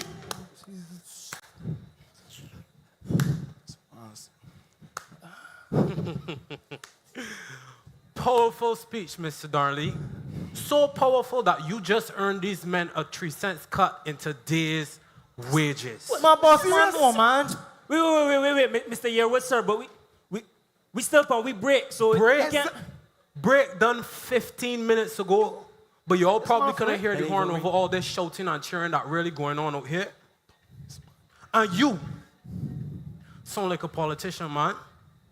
Sound like you got the power to stir up some real problems wrong here. That is not my intention, sir. Well, let me give you some advice. Don't bring none of that workers' rights talk wrong here. You come here to work. Nothing more and nothing less. Okay, sir. Get back to work. And so the troubles start brewing in the foundry. Come here. The men get Darnley to use his little education to draft up a letter and deliver it to the boss, hoping that somewhere in his conscience he would see the merits of their request. After days of waiting, some men start to get restless, others start to get nervous. Some even start saying that they would recant their involvement so as not to lose the little pig. The boss' silence was palatable, and the suspense unbearable. Then he spoke. All right, men, listen up. I looked over your requests, but frankly, management doesn't think y'all bringing enough to earn an increase. See, I told you that was going to work, man. Let's talk again next year. Talk again next year. Next year. Talk. He next just year. said talk again. You serious? Come on, my man. He doing the foolishness, man. Every day can they hear I got to to show for myself. Come on, boss, man. You're done. It's done today. It's done. Stop the talk, don't the tools. It's taking out more from you. Stop the talk, don't the tools. It's taking out more from you. Stop the talk, don't the tools. It's taking out more from you. Stop the talk, don't the tools. Stand up for justice and truth. Day after day, sweating in here, breaking me back for bitters up here. I see white man little increase. He said, don't make no demands on me. Day after day, sweating in here, breaking me back for bitters up here. I see white man little increase. He said, don't make no demands on me. Stop the talk, don't the tools. It's taking out more from you. Stop the talk, don't the tools. It's taking out more from you. Stop the talk, don't the tools. It's taking out more from you. Stop the talk, don't the tools. Stand up for justice and truth. Going from about here, man. Third here, man. Foolishness.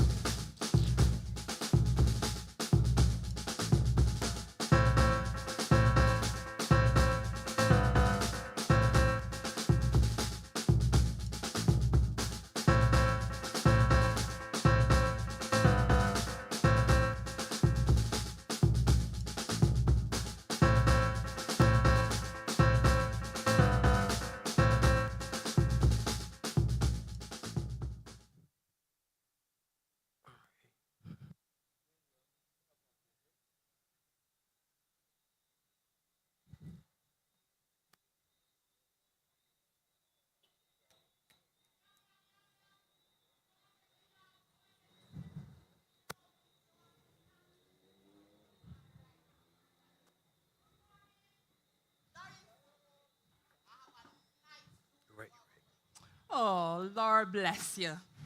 How your sales going today, though?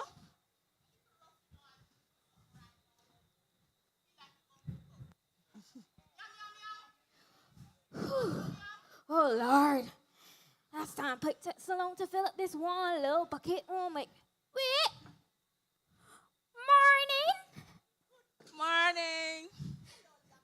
How I want to keep it?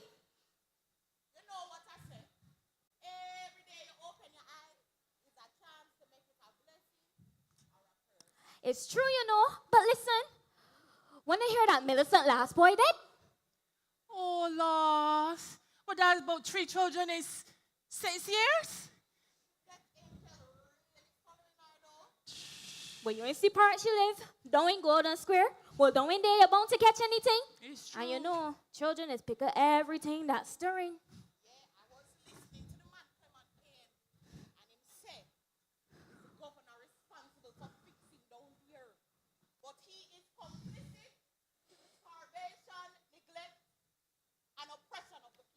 Well, Myrtle, you's got an end meetings? Well, you're frightened.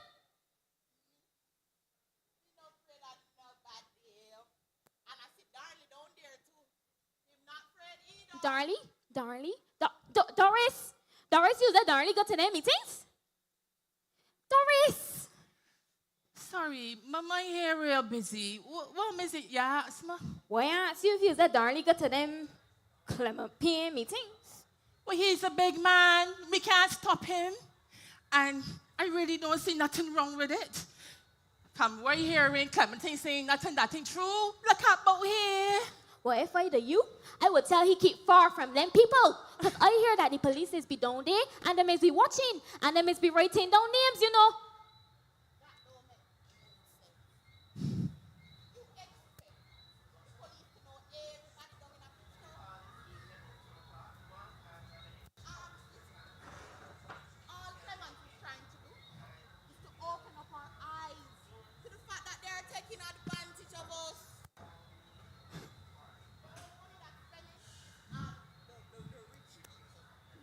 But everybody's suffering.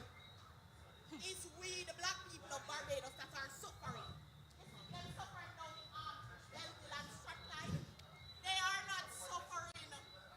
All I hope is that Darlie and you sis don't fall out. Because the two of them had it out last night, all because Darlie went to that meeting down in Subtle Street. Cause you real malicious.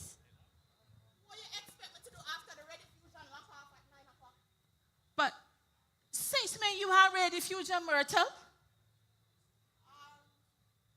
don't have any, but the person behind me, the shop. Doris, you was telling me. All you still saying is that they bring that one Clement Payne boat here to stir up a lot of trouble. Listen, the best thing you could do, keep the peace in the house. Because I know that all that marching up and thing that we're doing, and them meetings, ain't gonna change a thing. Say what you like, right? But we as women, we have to stand up. All I know is that if anything go down, right, I'm going to be up front and center with my cuckoo stick and 2 big rock, ready for the war. But what you plan to do with the cuckoo stick, Myrtle? After all the rock pelting, them I go hungry. Cook me, I go cook, girl. You ain't easy, girl.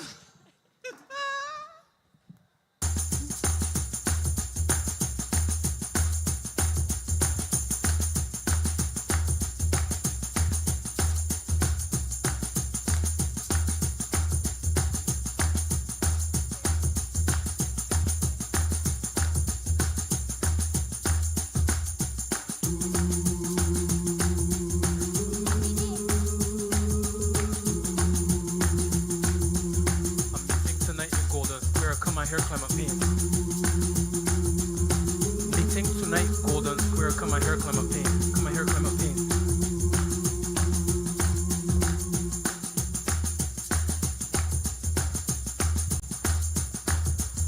Meeting tonight in Golden Square. Come on here, Clement Payne.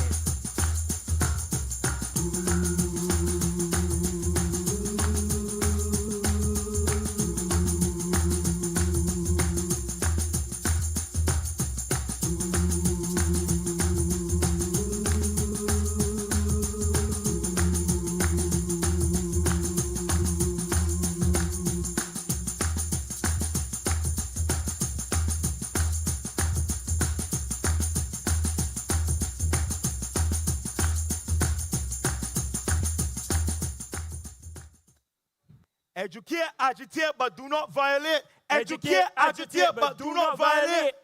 Boy, after that speech, Clement get a night. I feel like I could take on the whole royal family. Yeah, it was a real good speech, man. Real good, real good. Yeah. I'm ready. Yeah. I don't know, I just wondering when any of this change gonna actually happen, you know? I thought that when we go on strike, it would have forced the boss man hand a little bit, but look who we. You got other lines. You got We out other to work sets. Just and release that. ain't there to show for it. Man, don't tell me you starting to get scared and think. We got these white people exactly where we want them. Come on. You really think so, though? I'm telling you. I mean, them still got all the power. And we still here like slaves from the plantation, darling. Cecil, you got to be patient, man. Listen, the Great Buster fight in 1816. And it's sure enough people thought the change that can happen. But look at things now. Go be patient. I don't understand what you're saying. I do. I don't know. I ain't seeing it. I don't see it. Man, we the friends for a long time, Cecil. In fact, you the same body that get me into this movement. So what happened you losing faith all of a sudden? I'm not losing faith, darling. I thought it was going to be different. Man, it can be good, man. I just thought it was going to be different. I'm meeting the good, man. We got these people right where we want them, you know.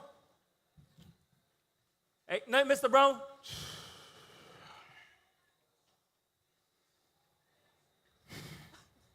I can head home, right? I can see you later. Yeah, man.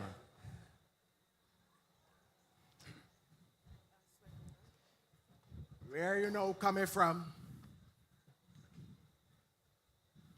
I asked you where you know coming from. I was at the meeting. The meeting? The same meeting that I tell you to keep from wrong? You feel that because you's a man now, you don't go listen to me? No. But because I as a man, I can think for myself. I can look wrong and see right from wrong for myself. I've been very lenient with you, you know, boy. I've been very patient, but let me tell you something. My patience running thin. I work too blasted hard to put a roof over your head. And if it ain't for me, you nor that friend of yours won't got no job neither. And now you gonna lost your job over foolishness. So what wrong with wanting more? What is wrong with wanting better? All I'm up here trying to do is to educate me. Educate? When I got that man properly, he's a blasted messiah. You ain't know he's a damn rabble rouser. All my life, right? You tell me to do the right thing. And for me, following Clement Payne and fighting the white man is the right thing. I'll be a blasted fool, boy. I'd rather be a fool than be a traitor to be all black people that fight and suffer. There ain't nothing that you can say or do to change my mind.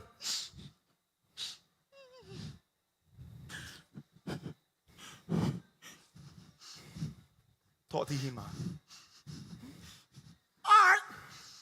If that's how you feel, find somewhere else to live then. Don't use this, no! Ma. So the strike at the foundry did nothing more than give the boss a reason to fire the men who caused the confusion. Darnley, however, was unfazed. Night after night, he would join the crowds of people in the hidden corners and shadowed lanes of Bridgetown to hear their leader, Clement Payne, a voice clear, fierce, and unshaken.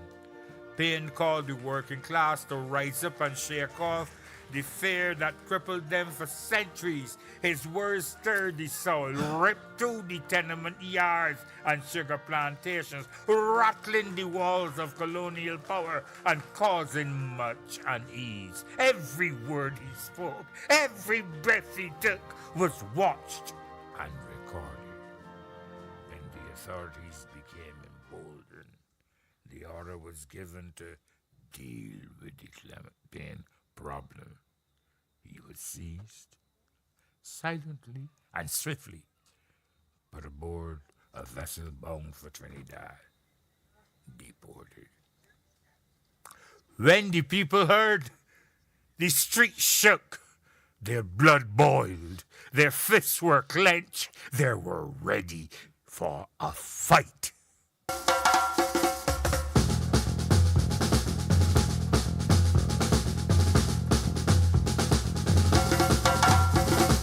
Vets, we gon' pass vets, we vets and I'm vets, we gon' pass vets for them, tired of this foolishness. Vets, we gon' pass vets, we vets and I'm vets, we gon' pass vets for them, tired of this foolishness.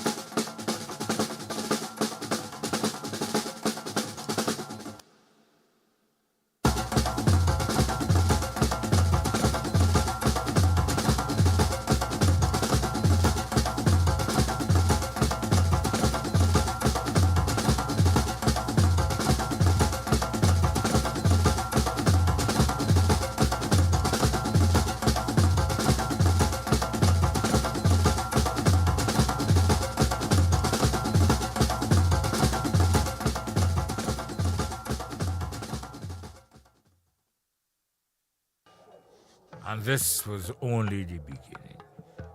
The morning of July 27th brought like a warning shot. Heavy with heat, thick with silence, but beneath that silence, rage was rising. From alleyways to village yards, men and women. They came with rocks, sticks, all manner of weapons, pounding the street with their feet. They marched to Golden Square, then down Broad Street to dismantle, piece by piece, the symbols of the oligarchy.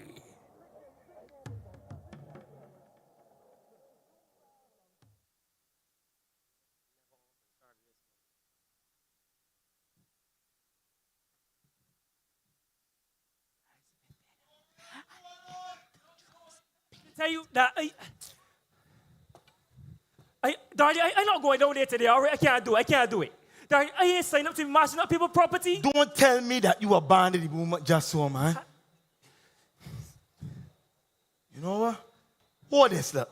Darling, Hold this. We can go down there and see exactly how things is. If you don't like what you see, we can always left. All right? I ain't know, darling. Whatever it look like, it is. What even more telling fighter, man? Let me get down there, man. Come.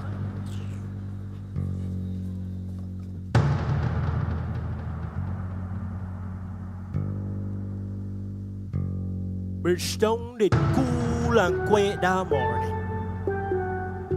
Like the morning in the 98 Star. Cool and unruffled. And Jack and Jojo and the whole pack of the left-wingers, they practicing stickling on a mock policeman. Well, Congo man and his sidekicks way up the Constitution, they bridging that river with a pile of bricks and losing them cents on bread bottles. And me and Benji doing the planning careful. Careful for the storm. Me with my 2-bullet 38 and he with he Collins. Thirsty. Thirsty for somebody blood. And then we plan on fall to the company. And Big Benji, brave, bold and fearless, was duly elected to head the revolt.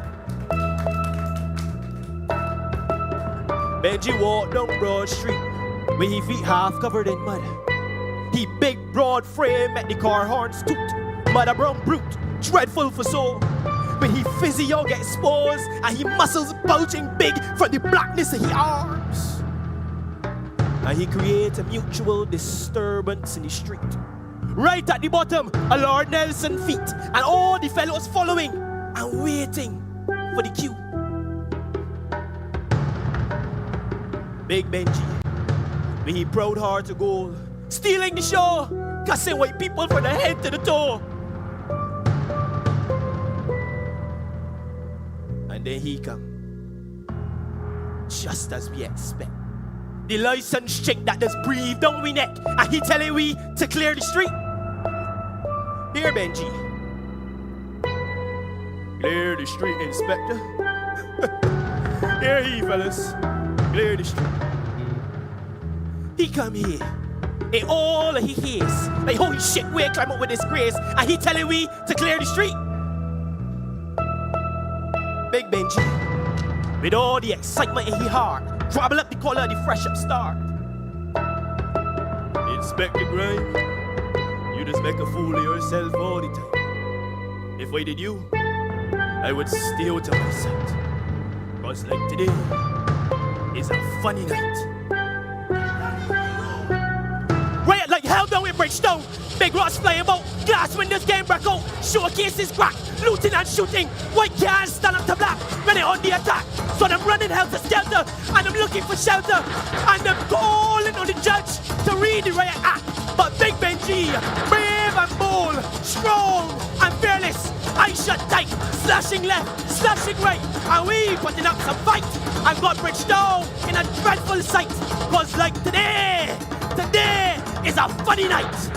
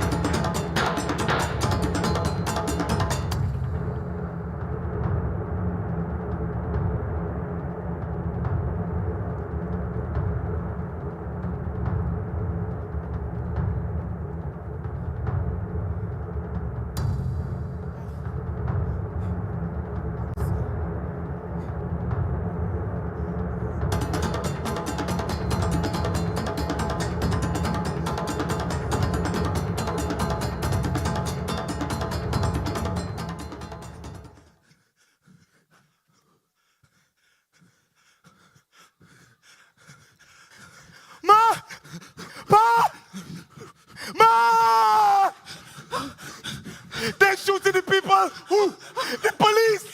They're shooting the people! Oh gosh! You alright? Nothing wrong with you now? Cecil! He done done it with me, man! Oh no! None of this would have happened if you'd have kicked around them people, you know. This is the time for that, Eustace! But how else the boy can learn? He is not a boy! He is a man! Until you learn to accept that, the two women can never set horses! That's not me, right? If the police come down here tonight, I can let them carry him along. You wait. Who, he? I go get down there for Cecil, man. No. I left it down there, man. Daddy, no! I go get man. They're killing the people down in Bridgestone! They're not killing the people!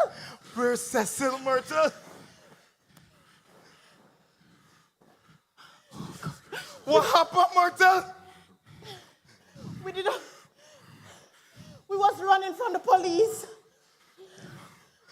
And we duck in an alley. And then I hear a gunshot. Tell me that, Myrtle. Don't tell me And that, I just Myrtle. see him fall. Don't tell me that, Myrtle. Them shoot him, darling! Myrtle, don't tell me that, Myrtle. Them shoot him! It's my fault, man. Cecil, don't go to man. It's my fault, man. Cecil, don't do that. Cecil, don't do that, man. It's my fault. It's my fault, man.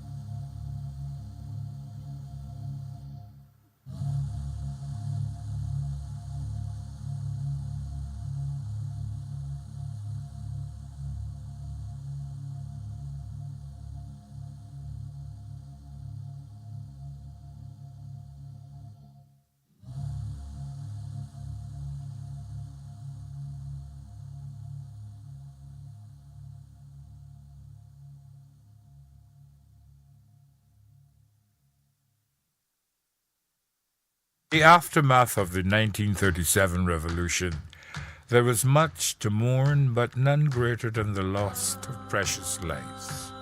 From those who dared to stand up and challenge the status quo, to those who, going about their daily routine, fell by the bullet of policemen's guns who were following orders. 14 recorded dead. Many were injured, and destruction was great. Barbados found itself at the crossroads.